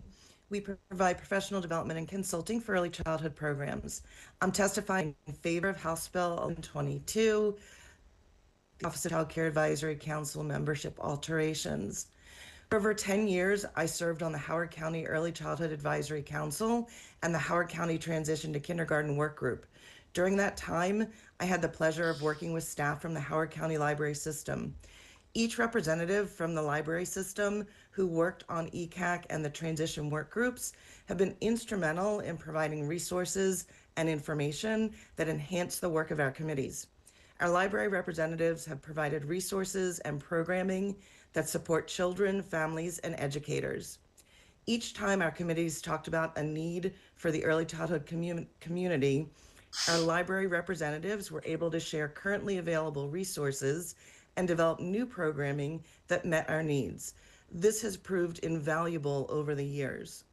Some examples of resources that our library representatives have shared include reading lists about the transition to kindergarten, school readiness programs for families, developmentally appropriate programs for infants and toddlers, contributions to the parent resources our committees have developed, and activity kits for families to check out from the library, and so much more. Maryland is fortunate to have a very robust public library system. The early childhood library personnel have shown they are eager and willing to work with our early childhood community. However, the first step in utilizing the vast resources of our library system is knowledge. Our library personnel need to know the needs of the early childhood community before they can provide the resources and support within their libraries. Including a representative from the library system on the Office of Child Care Advisory Council is necessary to ensure their valuable voice and resources are fully utilized. Thank you for your consideration of this bill. Thank you. Tanya Akins, please, for 2 minutes. Good afternoon, Madam Chair and distinguished members of the committee. I am Tonya Akins, President and CEO of Howard County Library System. I wish to thank the bill sponsor and thank you for the opportunity to express support for HB 1122. Howard County Library System, as well as representatives from all public libraries systems in Maryland, all 24, belong to the Maryland Association of Public Library Administrators. Howard County, like our counterparts across the state, has a strong collaborative relationship with our community's child care providers. Central to this relationship is our shared commitment to early education, literacy, and preparing our youngest learners for kindergarten. As the first public classroom for many children, public libraries aid in positively shaping high-quality early childhood experiences. Libraries offer a robust range of early learning programs and services tailored to the specific needs of the learner and child care provider. Howard County Library System staff provide professional development training to early childhood licensed care providers, including on the Every Child Ready to Read curriculum, to aid providers in engaging their young learners in talking, singing, reading, writing, and playing to support their pre-reading development. Public libraries also support the business needs of child care providers through one-on-one appointments with librarians, access to business resources, tools, and networking opportunities. Integrating library expertise into the council will significantly enhance the council's ability to support and guide policies that impact children, families, and child care providers across our state by leveraging the valuable expertise of librarians. This bill supports our shared priorities to set Maryland students up for success and to help end childhood poverty through a stronger, more strategic childcare ecosystem. Thank you so much for your consideration, and we respectfully request a favorable report. Thank you. Okay, are there any questions from the committee? Okay, seeing none, thank you all very much. Thank you, Madam Chair. That concludes the hearing on House Bill 1122. Now we have the Delegate Miller Show. Starting with House Bill 1383. And you have one witness, Samantha Zwirling. Come on up.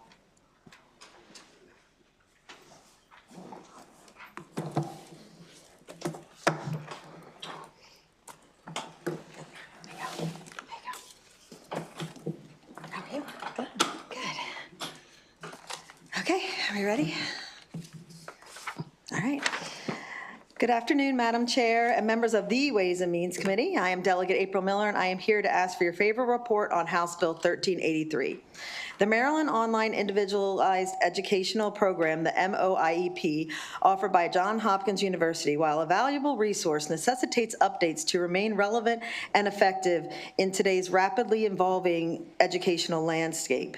This bill codifies that any program used for the state's online special education system must have at least a minimum of functional and technical requirements to ensure optimal performance. Our families, our teachers, and our providers should be able to count on a reliable, technologically up-to-date infrastructure platform.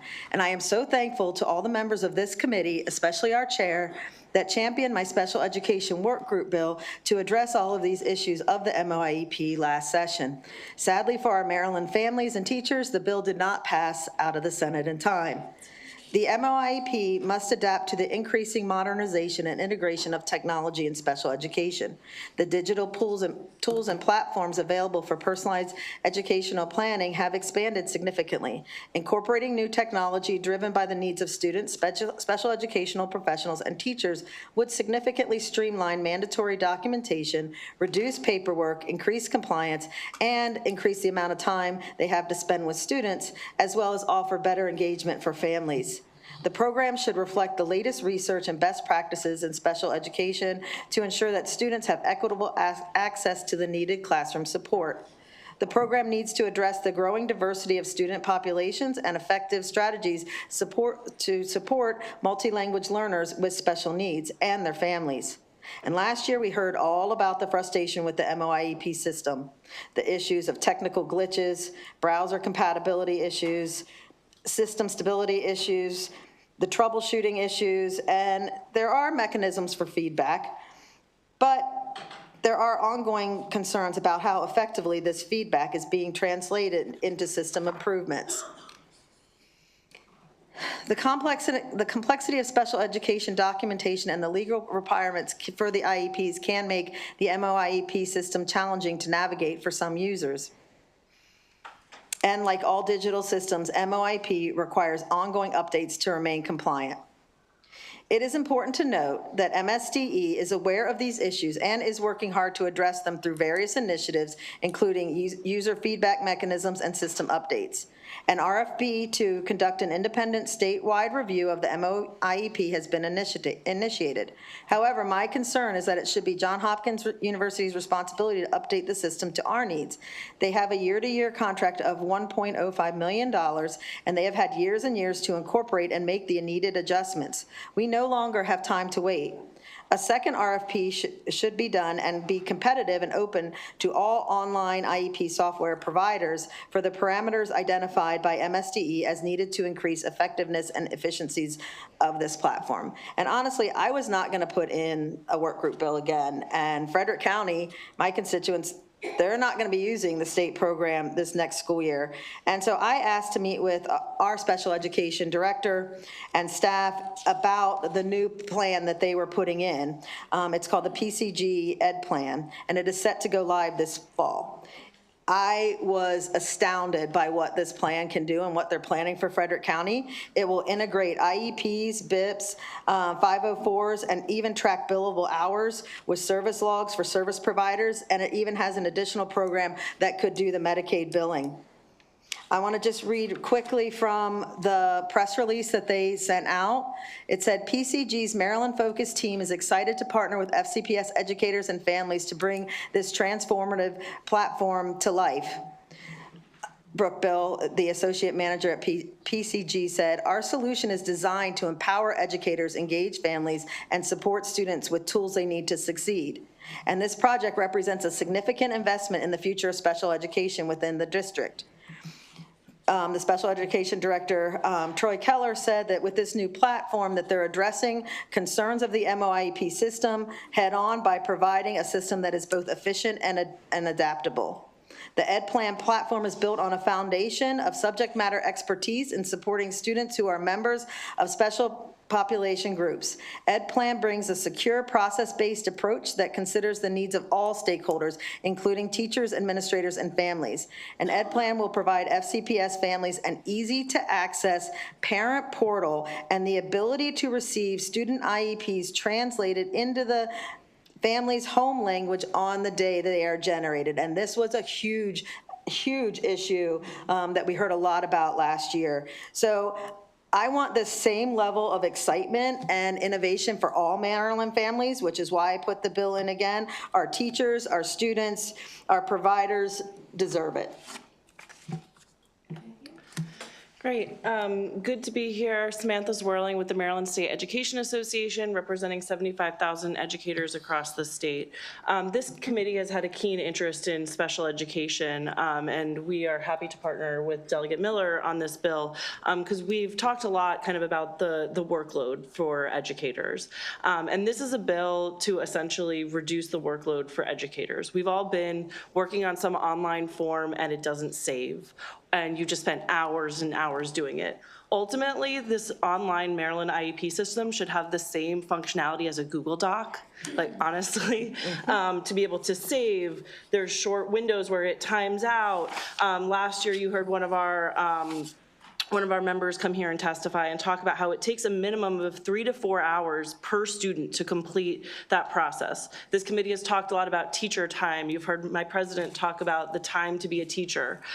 We want our members to be working with the students so they get the services they need and not frustrated that they have to go back and restart a form that hasn't worked properly. And Delegate Miller just spoke about what's happening in Frederick County. Best case scenario would be that we would have a statewide platform that actually worked. We hear time and time again that either counties have to spend their own money to develop their own system, or a student moves from one county to another county and they're using different systems. And so an educator is spending so much time trying to go back and to understand, okay, what's the language used in this county? The systems don't talk to each other. And ultimately that's just time not spent with students. And I heard from some folks, actually I was just talking to in Howard County about this, that sometimes that results in the students not getting the services that they actually need because the online systems didn't talk well to each other. And that's just something that we should be able to work out at this level and to make sure that MSDE is getting the highest level of service from a contractor that they're working with. So we appreciate the time to work on this and to partner to make special education better for all students in Maryland. Thank you. Thank you. Frederick County is spending $1 million of their own dollars to do it, and this plan that they are using is statewide in Virginia. Okay, questions? Delegate Plakovich-Carr. Thank you, Madam Chair. Thank you, Delegate Miller, for the bill. We've talked about this before. I've heard these issues too. A couple of just clarifying questions. And thank you for your comment at the end about what's happening in Frederick County. So a district right now can choose to use their own system, is that right? Yes, they just have to pay for it. So when they use the state system, they don't have to pay an additional fee. The state pays the $1.05 million contract with Hopkins every single year. Okay, because I think the fiscal note said Frederick is going to be the 5th county that won't be using the statewide system. Yes, and that's so one of my fears is that they will go into mandating the state plan at some point, because what you're going to get is all of these different systems that they're using that don't talk well to each other. And so that will, reporting issues, things like that will frustrate MSDE possibly, as has happened before. So that's why they went to the statewide plan. And my fear is that they keep, instead of starting again, which is what we wanted them to do with the special ed work group last time, they're keeping the RFP to look at the system they have now and see what, but without looking at what's out there. And so that's what the bill would do, would have them do the study, that it's actually looking at not only what the state system is, but then also looking at other opportunities. Okay, and then my other question, the informational testimony from MSDE mentions 2 groups that they currently have that are meeting. It's the MOIEP user / work group, and there was another one, the IFSP, can't find the name of it in their testimony. Have you been monitoring what's been happening with either of those groups? And Yeah, just give us a and they quick just did summary an of what they've update been like doing? February 13th, and I think they are going into, I think the autosave, and it said it's coming out either this winter or I don't think it's still out. The autosave, I mean, we talked all about that last year, and I feel like some of the reports from the special ed work group, it's like, I feel like they didn't even watch the hearing. You know, I mean, the list of feedback that they initially gave was out of touch with what we had heard from actual educators using the system. And so that was concerning. And so that's why, yes, I was monitoring. It seems like MSDE, like I said, they're working on it, they're aware of it, but I think we need to take a step back and find out what's going to be more efficient, because as counties like Frederick County, if this works the way it is designed to work and the way it's been working in Virginia, and they've actually expanded the offerings that they're using in Virginia recently, that I think people are really going to see the difference. And of course, educators talk to each other and they're going to find out, and it's going to create a lot of also inequities between what staff have to deal with. The amount of load and frustration, I can't even begin to describe how, I mean, it's frustrating for me when my computer doesn't work. I can't imagine 3 to 4 hours on one plan that should be really simple. Any further questions? Okay, thank you very much. That concludes the hearing on House Bill 1383. Delegate Miller, House Bill 1325. And you can bring up whomever you would like. You guys want to come up?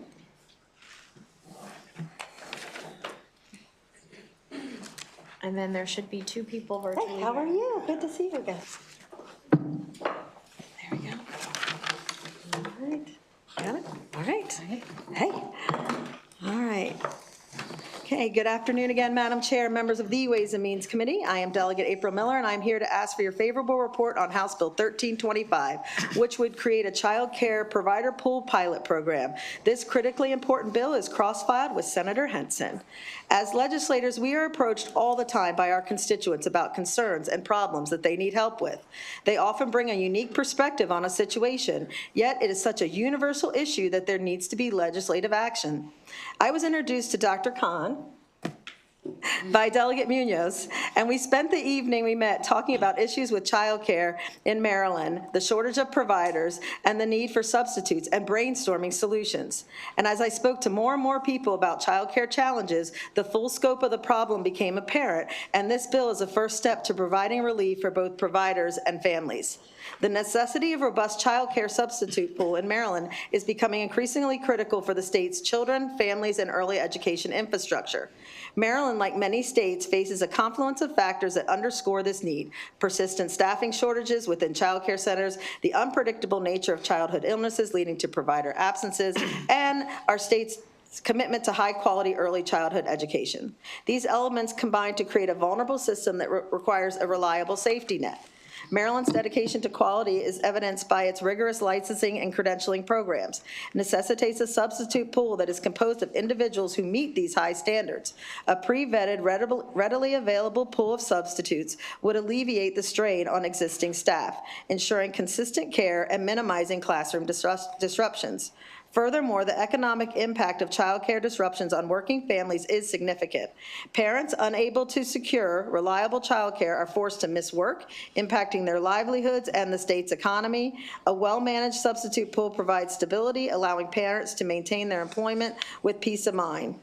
And moreover, the health and safety of young children is paramount. In child care settings where illness can spread rapidly, having qualified substitutes who understand and adhere to health protocols is essential. A substitute pool ensures that children receive consistent, safe care even when regular providers are unavailable. And ultimately, the creation of a child care substitute pool in Maryland is not merely a logistical solution, it is an investment in the state's future, ensuring that its youngest citizens receive the nurturing and consistent care they need to thrive. The purpose of this bill is to establish a substitute child care provider pool that would be piloted in a rural, suburban, and an urban area. It would allow for continuous operation of facilities by providing access to vetted and qualified subs in that area, and this would keep centers in compliance with state-mandated ratios and allow them to remain open. If they fall short of a provider, they may be forced to close down for a day, which causes a domino effect of disruptions for working families as well as their employers. The substitutes would be cleared with background checks as required by Maryland law, reference checked, and fully trained before being placed. I would consider any input from the committee on the adjustment to the grant amount that is listed. There are counties like Montgomery and Frederick County that have established programs partnering workforce development, the local community college, that are trying to address child care provider shortages, including a free 90-hour training cohort that is available. It may be possible to add in the high school career counseling apprenticeship and the career piece to fund a portion through already available blueprint funds. The sub-pool could possibly be used for practicum hours needed by students in the program. The grant fund may also be able to be decreased year over year as the digital platform is created and established statewide, and the providers will be covering the cost of the substitute salary. The December Comptroller's report on child care and the economy states that Maryland has lost 15.5% of providers in the past 5 years, with family child care declining 21.6% since the pandemic.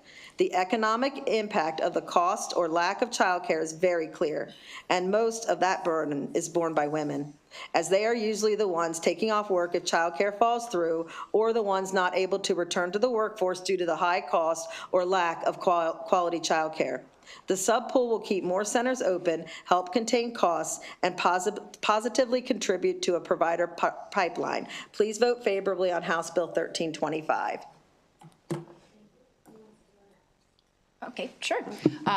Ellie Colmers back again for SEIU Local 500, urging a favorable report on HB 1325. We'd also like to thank the sponsor for her support of the early childhood community. This bill seeks to establish regional substitute teacher pools for childcare facilities in Maryland and provides funding beginning in 2027 through 2030 for that program. And while I know fiscal notes are of a great concern, especially this year, it's worth noting that increasing accessibility and affordability of childcare is one key pathway to continue growing the state's labor force and economy. And as the sponsor mentioned, access to affordable childcare can help increase women's labor force participation. This bill is a significant step forward in addressing one of the most pressing challenges to childcare providers, ensuring reliable, qualified workforce to meet the needs of young children, even in the absence of staff. Additionally, this initiative will benefit providers by reducing the stress and logistical challenges of recruiting substitutes on short notices. For families, this bill offers peace of mind knowing that their children will be cared for by qualified, vetted professionals, even in the event of an absence. The establishment of a substitute pool will also help improve the retention of childcare staff, which is something that is a big problem in the industry, by providing greater flexibility in staffing, reducing burnout, and ensuring the staff are supported. This pool could offer a more consistent and reliable workforce for childcare facilities, ultimately benefiting both providers and families. In conclusion, we fully support this bill, and as it will strengthen the childcare sector in Maryland, support providers, and ensure children continue to receive high-quality care they deserve.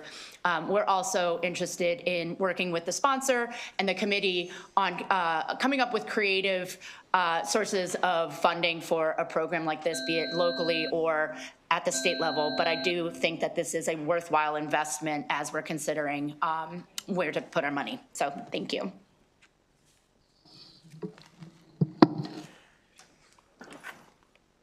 Good afternoon, Madam Chair and committee members. Thank you for this opportunity. My background, my name is R.B. Khan, and my background, I'm in support, obviously, of 1325. And my background is in the industry and have been running multiple childcare centers for almost 14 years. One day I went into my childcare center, and there was a bit of a fracas going on. And what happened was that a couple of teachers had called out, and there was only one teacher in the 2-year-old room, one teacher with 12 children. And someone entered the classroom, and that same someone left the classroom. And as the door was closing, 3 fingers went into the hinge end of the door, and there were multiple fractured fingers. This substitute program is absolutely critical to this industry. So what is then, in fact, the problem? Turnover rates, number one, are very high in this industry, 30 to 50%, which increases cost significantly. Number two, staff call-outs. If you have a staff of, say, 30 members, you're looking at 10 to 15%, which is 2 to 5 people calling out every single week. This leads to serious child safety risks and run-ins with licensing because of ratios not being maintained. There is no organized way to get fast, temporary help in this industry because of all the required background checks and the medical evaluations and all the paperwork that Delegate Miller has already mentioned in detail. This results in extremely suboptimal hiring in this industry, thus perpetuating a negative feedback loop where you have suboptimal teachers, and then they don't really want to be there, and then they leave, and then you hire suboptimal teachers again, and the negative feedback loop continues. What is the magnitude of the problem? Approximately 14,000 childcare employees. Oh, that was fast. Can I go to the summary? Okay, so in summary, HR staffing is low and critical in childcare in Maryland. The public school system already has a substitute program, but the childcare industry actually needs it even more. And so the proposal before you is actually unique in the United States. No state in the union actually has this, and it will decrease turnover, increase quality, and significantly decrease cost. Thank you.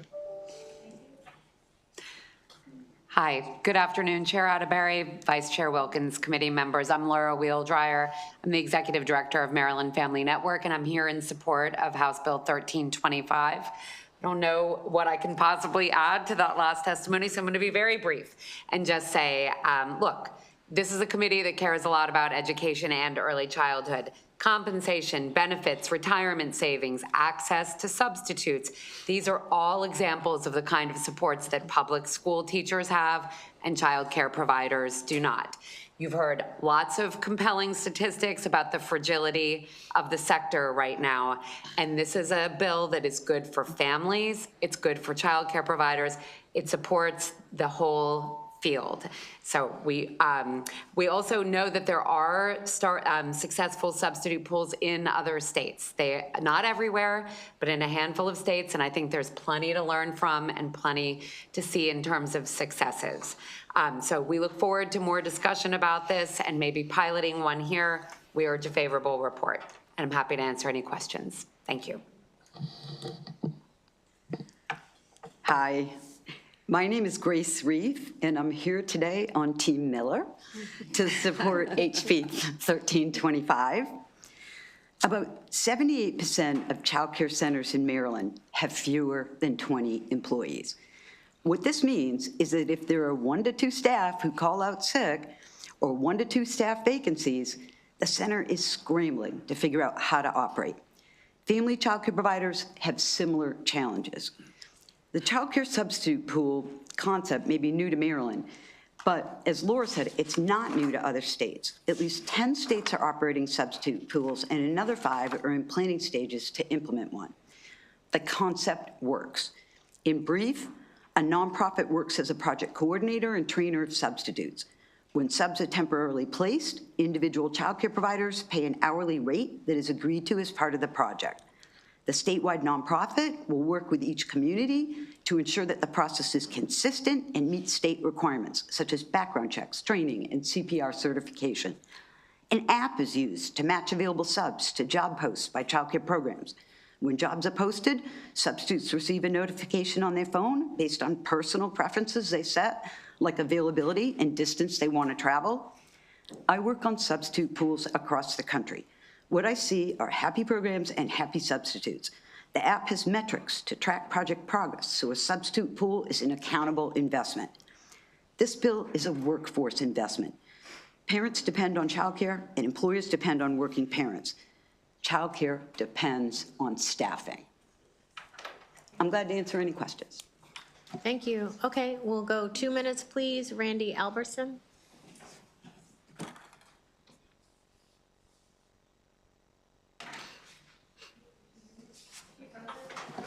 Okay, I think that Ms. Albertson, if you can hear me, you might be frozen, so why don't you exit and then come back in, and Ms. Push for 2 minutes. Can you hear Okay, me? you're back, but Ms. Push, go ahead for 2 minutes. Can you hear me? Yes. Okay, great. Hi, thank you to the sponsor for leadership and the committee for the opportunity to testify in favor of House Bill 1325. I'm Chris Push, Executive Director of the Maryland State Child Care Association. Child, the workforce by the workforce, and child care is an economic imperative. This bill seeks to strengthen the child care system by creating a substitute pool pilot. House Bill 1325 establishes the necessary components for a successful substitute pilot. Childcare is a unique business which cannot be automated or delivered curbside. Maryland has strict regulations, and for parents to work, they must have dependable, consistent childcare with a qualified workforce. The lack of quality substitute teachers and caregivers leads to childcare businesses and classroom closures and career challenges for parents. It is a struggle and a scramble to meet standards and requirements for childcare staffing. The benefits of a House Bill 1325 include staff stability. Maryland Comptroller's State of the Economy series reports childcare workforce is in decline in our state. Businesses often experience high turnover, making it critical to have readily available substitutes to fill gaps when staff are unavailable. Children are prone to getting sick, which can lead to multiple staff members needing to take time off, requiring substitutes to maintain staff-to-child ratios. Additionally, House Bill 1325 creates a system for planned absences for staff to make doctor's appointments or take a vacation day, which reduces burnout. Unfortunately, without substitutes, childcare programs need to close unexpectedly, causing inconvenience and hardship for parents. And finally, this bill supports quality of care because a well-trained substitute pool ensures that children continue to receive high-quality care and education. The time to act is now. The establishment of a child care substitute pool pilot program to ensure less interruptions in care and education will strengthen the workforce, therefore enabling parents to earn while children learn. MSCC requests a favorable report. Okay, are there any questions? Oh, no, Randy Albertson, please, for 2 minutes. Thank you. Hopefully I stay unfrozen. I'm Randy Albertson. I own Innovations in Education, LLC. I am testifying in favor of House Bill 1325, establishing a substitute child care provider pool pilot program. As I'm sure you're aware, it's a challenge to find qualified full-time staff to work in childcare. It's even harder to find qualified substitutes. Unlike in an LEA, where a centralized substitute registry exists, childcare does not have an equivalent system or process for recruiting substitutes. Staffing at each center is individualized. Therefore, a center director will need to interview, hire a substitute. That substitute needs to go through fingerprinting, documentation, et cetera. Each child care center that a substitute may want to work in needs to go through the same process with that one individual. This is a cumbersome, expensive, and ineffective process for the substitute and the child care program. It creates barriers to finding and hiring substitutes and is a huge deterrent to anyone who may want to work as a substitute in multiple child care programs. In public schools, if a qualified substitute is not available, the principal may choose to find coverage for a classroom using teachers rotating throughout the day. They also may have the funds to have a full-time substitute on staff who can readily be available to go into a classroom where a substitute is needed. Or they also may choose to split that unsupervised class into smaller groups and place those groups of students in another classroom for the day or the class period. Childcare does not have that luxury. If a qualified substitute is not available, the program must fill that position with any available staff. This might mean a center director or staff member on break. Because all licensed childcare programs must always meet licensing ratios, the option to combine classes does not exist. If multiple staff members are out sick and there are not enough substitutes, a program may be forced to close the classroom due to lack of coverage. This causes hardship for families who lack alternative access to childcare.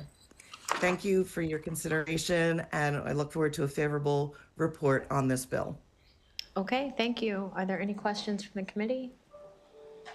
Okay, seeing none, thank you all very much.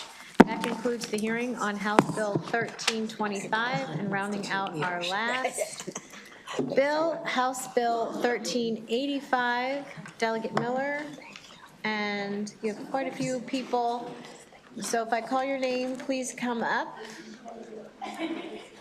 Rosalind Hanson, Kit Hart, Susie Scott. I am going to mispronounce this, so I apologize. Whale El-Kashari? Okay. There. Ma'am, in the blue, do you want to come forward? Okay. Did the two of you want to come together? Yeah, we're all Yeah, so when someone testifies, if you could just step back, and then other folks can rotate in, and just make sure to state your name so I can make sure we have everyone. Thank you. Okay, thank you. Thank you. Good afternoon, Madam Chair and my colleagues on the Ways and Means Committee. For the record, I am Delegate April Miller, here to ask for a favorable report on House Bill 1385. The fundamental right of parents to direct the upbringing and education of their children is a cornerstone of a free society. This right, while not absolute, is deeply rooted in legal precedent and societal values.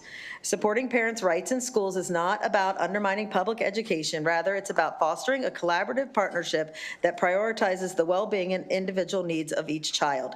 One of the strongest arguments for parental rights stems from the recognition that parents are the primary caregivers and have the most intimate knowledge of their children. They are uniquely positioned to understand their child's strengths, weaknesses, and individual learning styles. This intimate knowledge is invaluable in shaping a child's educational experience. Parents' involvement ensures that education is not a one-size-fits-all approach, but rather a tailored experience that caters to the specific needs of each student. Furthermore, the parental involvement is demonstratively linked to improved student outcomes.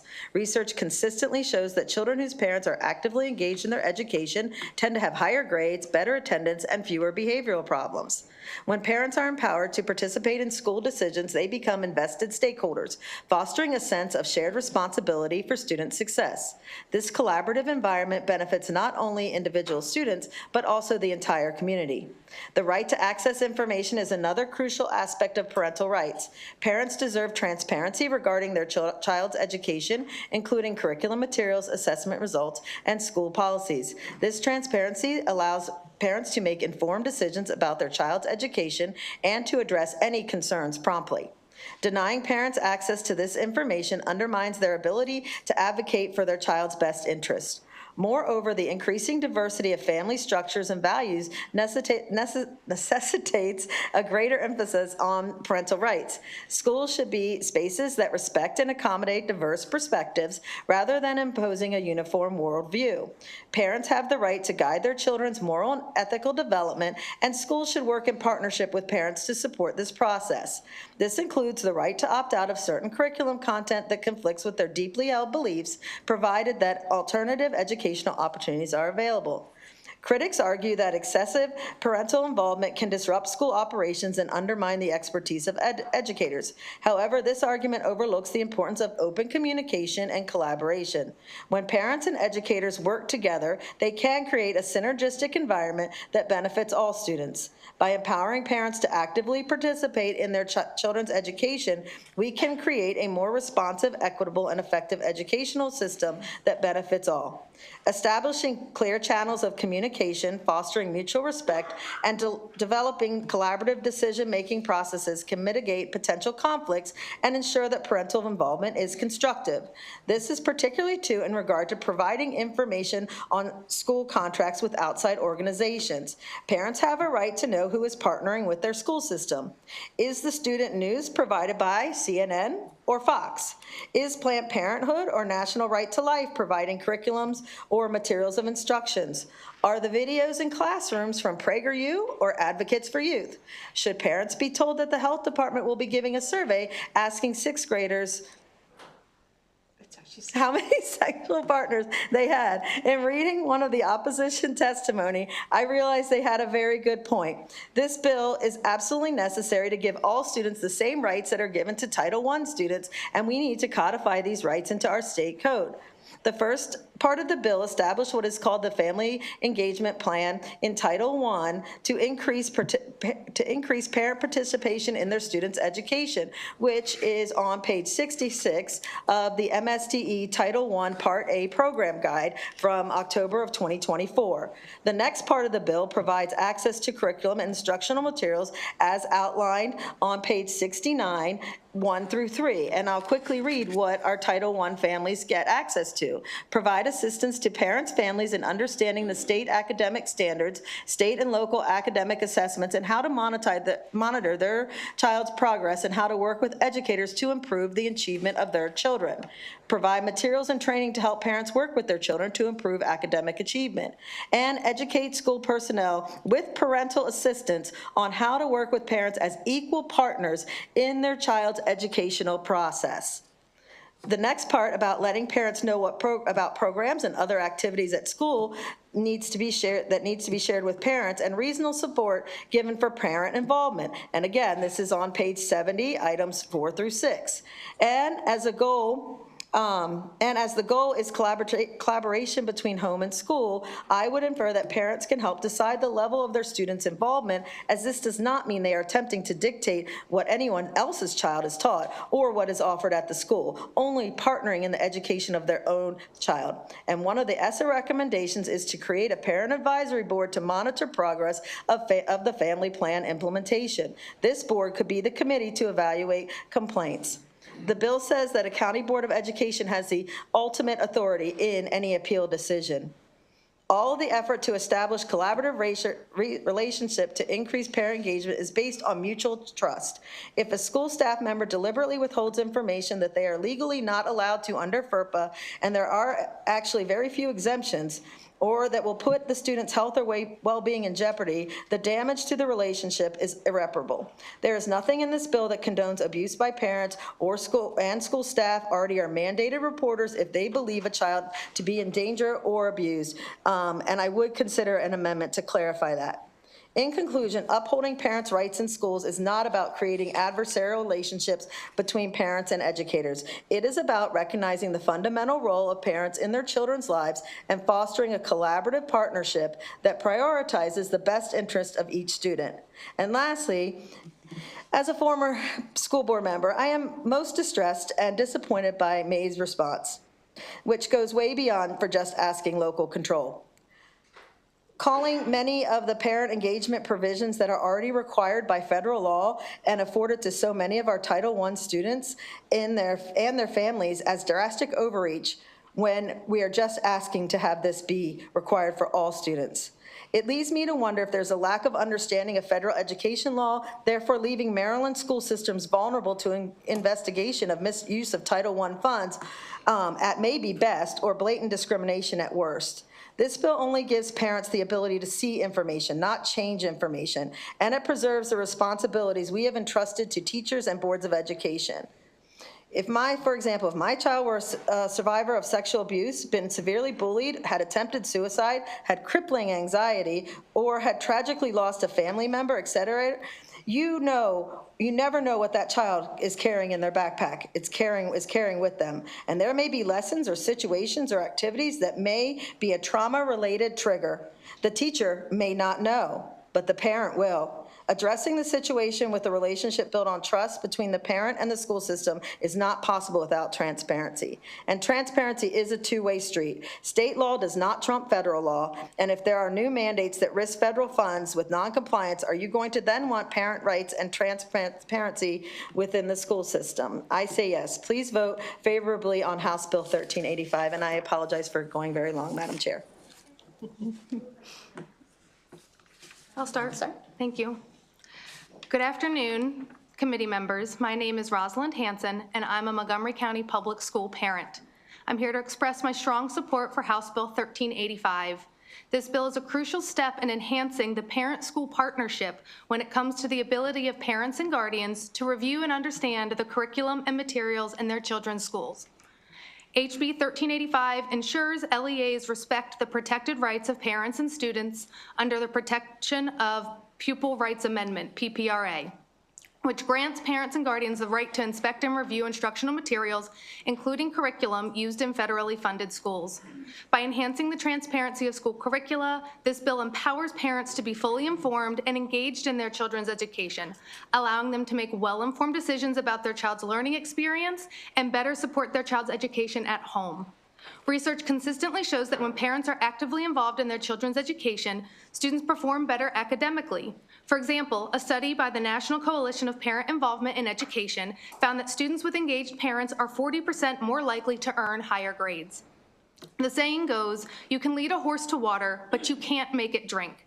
This bill emulates that saying perfectly because it ensures LEAs make information easily accessible, but ultimately leaves the responsibility of engaging with that available information up to the parents and guardians. Some LEAs in the state already have systems in place to foster transparency. MCPS, for example, has a webpage and process dedicated to sharing new texts and media with the public. Meanwhile, in Hartford County, the Board of Ed can't even look at the curriculum. So this bill helps to create consistency and transparency with all LEAs, benefiting all Marylanders. In conclusion, HB 1385 is a vital step towards supporting parental engagement, increasing transparency, and fostering a strong partnership with families and schools. When we only have 34% of our public school fourth graders reading proficiently on grade level, I think we can all agree we need to partner.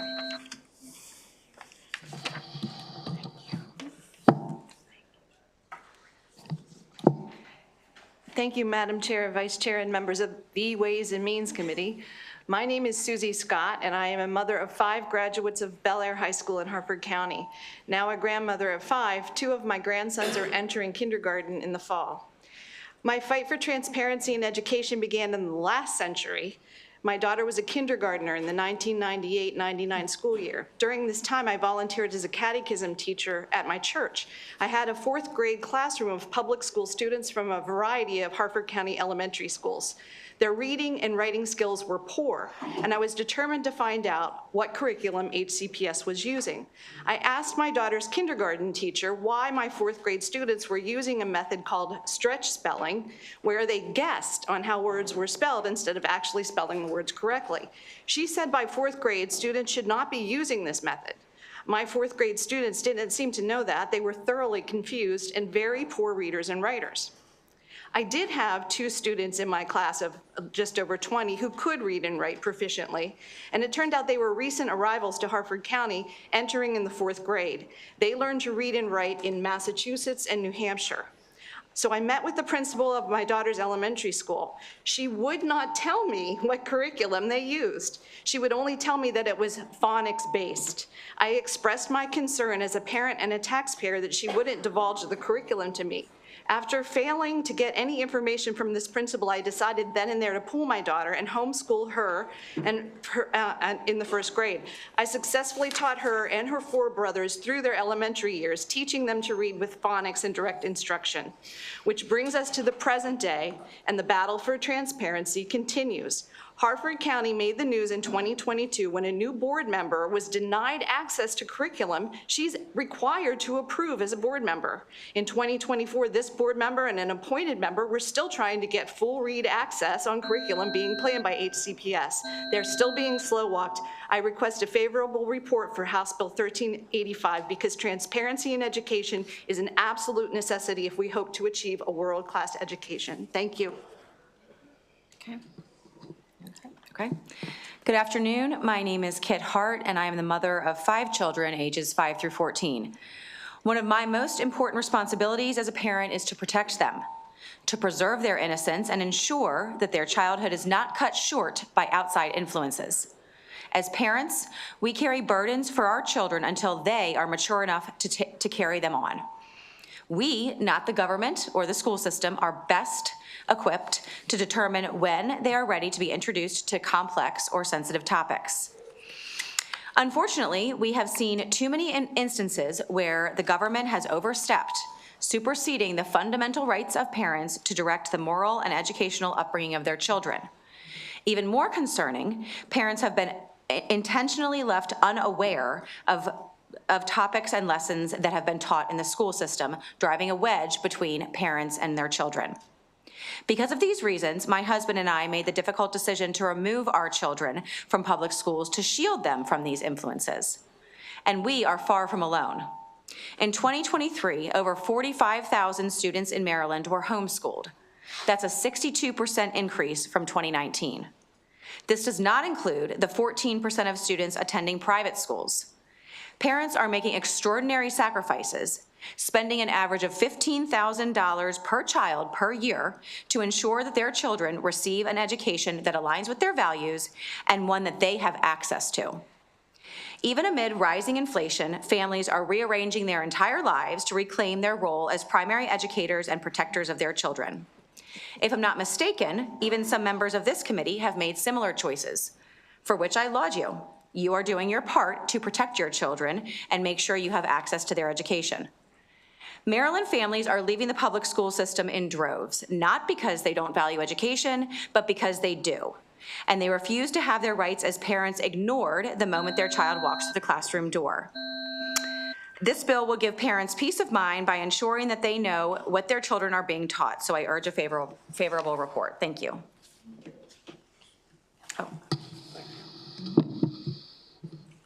Good afternoon, Madam Chair and distinguished members of the committee.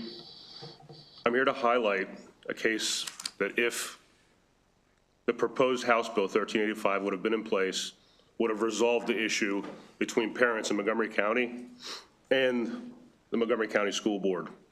My name is Wael, last name's Elko Sherry. I lead a parent action coalition based in Montgomery County that advocates for the reinstatement of an opt-out accommodation that was previously removed by the school board in Montgomery County. In 2022 and 2023 year, the faith community utilized the MCPS opt-out option based on COMAR regulations in Maryland, allowing parents to exempt their children from family life and human sexuality instruction that contradicted our religious beliefs. In March 2023, without prior notice, the MCPS Board of Education removed the accommodation unilaterally without speaking to anybody. Efforts to engage in discussion with the board were unsuccessful, even though we spoke eloquently and testified as we are today, and we rallied outside the Board of Education for months. This led to multiple legal actions. This culminated in a pending case at the United States Supreme Court, which will be heard in the next few weeks. The board consistently tried to silence and marginalize us throughout the process. Many residents formed this interfaith coalition. It's a coalition of Christians, Muslims, Jews, and people who are not religious to seek a resolution, but failed. Without a clear process, such conflicts will persist. The absence of a framework to resolve this disagreement has resulted in significant expenditure, both to parents of MCPS and the school board, which will spend $1.2 million in defending this case up to the Supreme Court. I ask you for a favorable report on HS 1385. Sure, my name is Tom Newmark. I'm from Frederick County. Having curriculum and lessons posted online will help students who are absent from school, making it easier for parents to help their child and be involved. And it will help parents answer mundane questions like, is my child learning phonics and are they learning their math facts? This transparency also ensures that schools maintain viewpoint neutrality and reduces the likelihood that schools will be falsely accused of either being too woke or too conservative. There is little additional burden on teachers in most cases, since most textbook companies offer online access to their materials. As a pro-choice family, you ought to be able to withdraw your child from a Students for Life club or a Republican club. No child should have to sit through a presentation from Brave Books or CareNet if their parents object, and vice versa for parents who have a different point of view. Parents who want to socially transition their child should have the right to demand in writing that the school use their child's preferred pronouns and have those wishes honored. And for parents whose therapist does not recommend that their child transition, putting this in writing will ensure the school and family are on the same page. In both cases, this will remove the legal liability for school staff and end a great deal of unnecessary controversy. Obtaining parental consent for families covered in family life and human sexuality gives lesbian and gay families the chance to ensure these topics are presented without bias or homophobia. Families with different moral beliefs or whose child was recently sexually abused or simply not ready for these topics would be able to withdraw their child if needed. This bill supports all families, no matter what their beliefs or circumstances, and allows them to be more involved in their child's education. I hope you will support it and urge a favorable report. Okay, do we have any questions from the committee? Okay, seeing none, thank you very much. Next, we have the unfavorables, Jeremy Browning, Catherine Massey, Charlotte Hoffman, Lee Blinder, and let's see if Fidel Green is online. Nope, okay, not online. Lee Blender is not able to Okay. attend today. Thank you. Whoever'd like to go first. Go ahead. Good afternoon, Chair Atterbury, Vice Chair Wilkins, and members of the committee. My name is Jeremy Browning. I use he, him pronouns, and I serve as the director of the Maryland Commission on LGBTQIA+ affairs. The commission strongly opposes HB 1385. While we recognize the importance of parental involvement in education, this bill introduces provisions that would harm LGBTQIA+ students by restricting their ability to express themselves safely in schools. Research consistently shows that LGBTQIA+ students already face disproportionate levels of bullying, harassment, and mental health challenges in school settings. Reports such as the GLSEN National School Climate Survey confirm that many LGBTQIA+ students in Maryland encounter hostile environments that contribute to higher rates of absenteeism, lower academic performance, and increased risks of suicidal ideation. A dangerous provision in this bill requires schools to obtain parental consent before a student can use pronouns that do not align with their sex assigned at birth. This requirement fails to consider the reality that not all students have supportive parents. For many transgender and non-binary youth, being forcibly outed at school could lead to rejection, emotional or physical abuse, and even homelessness. This bill's broad parental opt-out provisions for school clubs, instructional materials, and presentations open the door to censorship of LGBTQIA+ content, and queer and trans students deserve to see themselves reflected in their education. HB 1385 places undue burden on educators and school systems by requiring them to disclose information about students' mental health, extracurricular involvement, and other personal matters to parents, regardless of whether doing so is in the best interest of the student.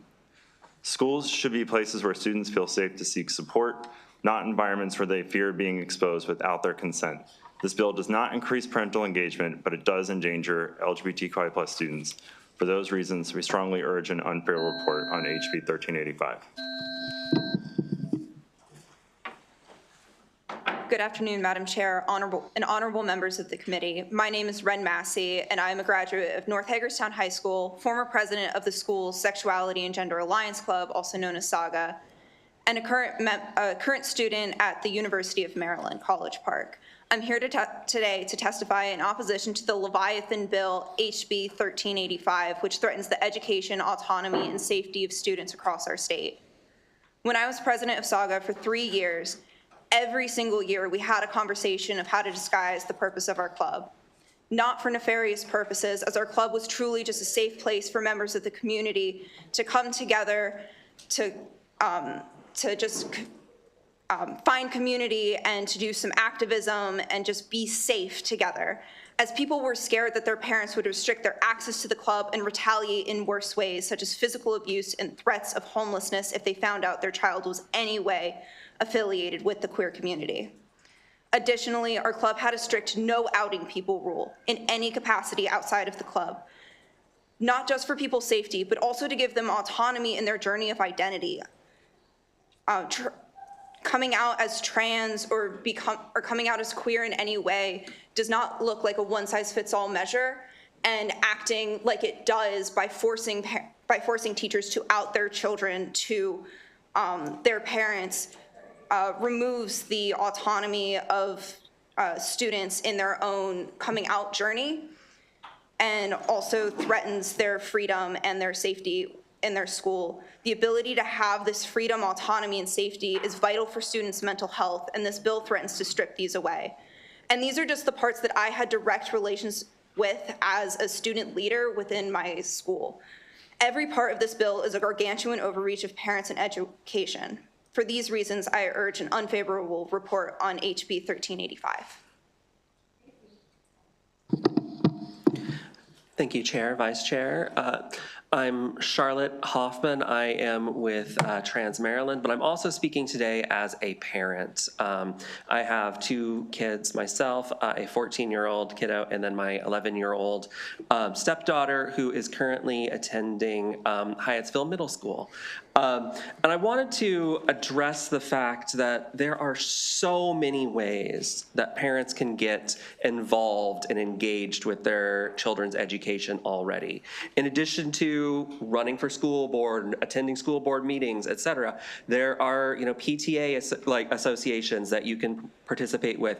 I regularly have attended parent-teacher conferences with teachers where I've talked about the needs of my own kids and what the specific issues they're facing are and how we can address learning to better suit them and their needs. In addition, I've routinely had email conversations with teachers. I've had conversations outside of informal conversations. There are so many ways to engage and to find to talk to teachers about what your kids need and find out how you can contribute to that and how you can help the teachers. We don't need this bill to create a new system for that because that already exists. I do also want to address the statement that this won't dictate what other children are learning. In fact, I will say that it will dictate what other children are learning because all you need is a critical mass of, say 5 kids in a class of 30 whose parents say, I don't want my kids to, hear about queer people or about, slavery or about whatever issue. And then that's going to be cut from the curriculum. That's going to be worked around forever. And we're going to see massive preemptive compliance on the part of school administrations. Thank you. Thank you. Lee Blinder, are you going to testify? I'll yield my time. Thank you so much, Chairwoman. Thank you. Okay, Delegate Fair. Thank you, Madam Chair, and thank you to the testifiers here today. We heard a lot of language used in the from the proponents of this legislation. And Mr. Browning, I'm going to address my questions to you just for the sake of simplicity. We heard words like moral and educational values. We heard that they have the right to inspect and review. Why would that kind of language make a LGBTQIA person nervous? Well, I think this bill is really, it's written as parental rights, but I think it's really targeted at queer and trans students and their representation in our schools. So I think those kinds of words are often used to sort of be vague, and then they just say, oh, well, this, I believe this is immoral, so therefore it is. Thank you, and I want to thank you for talking about your experience at Hagerstown High and really the criticality. Is it been your experience going to high school very recently, graduating from high school, that some of your students who come out are not necessarily welcomed at home? Has that been your experience? Yes, I had people in school who came up to me and said, I cannot come to your club. I want to because my parents do not accept me, because I do not know how to communicate to my parents what this club is about for fear of, because they don't accept queerness, for lack of a better way to phrase it. They had to come through other means, such as we did a arts and crafts, we did a collaboration with the crafts club, and they came in, and that was how people were able to come to our club and other things like that. I also have a little brother who's currently in the school system. He goes to Boonesboro Middle School, and he has experienced a lot of bullying due to just looking different. He has long hair as a young boy, and that in and of itself is making him being treated differently in schools. And so having spaces for education for people to feel safe in their schools is so important right now, as there is still this stigma, there is still discrimination happening, even for kids who aren't even out as queer. Yeah. And one last question. Do you wish, this is more of a philosophical question, do you personally wish that all kids had positive relationships with their parents and their caregivers, that they could be their full authentic self in front of them? Absolutely. One thing I failed to mention in my own testimony is that I do have a wonderful relationship with my parents. I came out to my own mother basically right away because I was in a position where I was safe. And yet there was still that looming thought in the background of this is a thing that happens where kids get kicked out of their home when I came out. I was still scared even though I knew that my family was safe. And so I do wish that that was a reality. Thank you. I know this stuff is always hard to come out and put your heart on the line to explain to folks how challenging it is to be a queer student or a person stuck in the closet in our school system. So I cannot thank you enough for coming down here and bearing your heart to all of us. Thank you, Madam Chair. Any other questions? Okay, seeing none, thank you all very much for being here. That concludes the hearing for House Bill 1385, and that concludes the bill hearings for today. We will take a 15-minute break, and so let's just say it's 2:10 right now. We will come back after 15 minutes and vote, and get a snack, but I have, particularly for those who've been here for the hearings, I got some food coming for y'all, but it'll be here probably after we vote. So. Yes. And those that were in other hearings.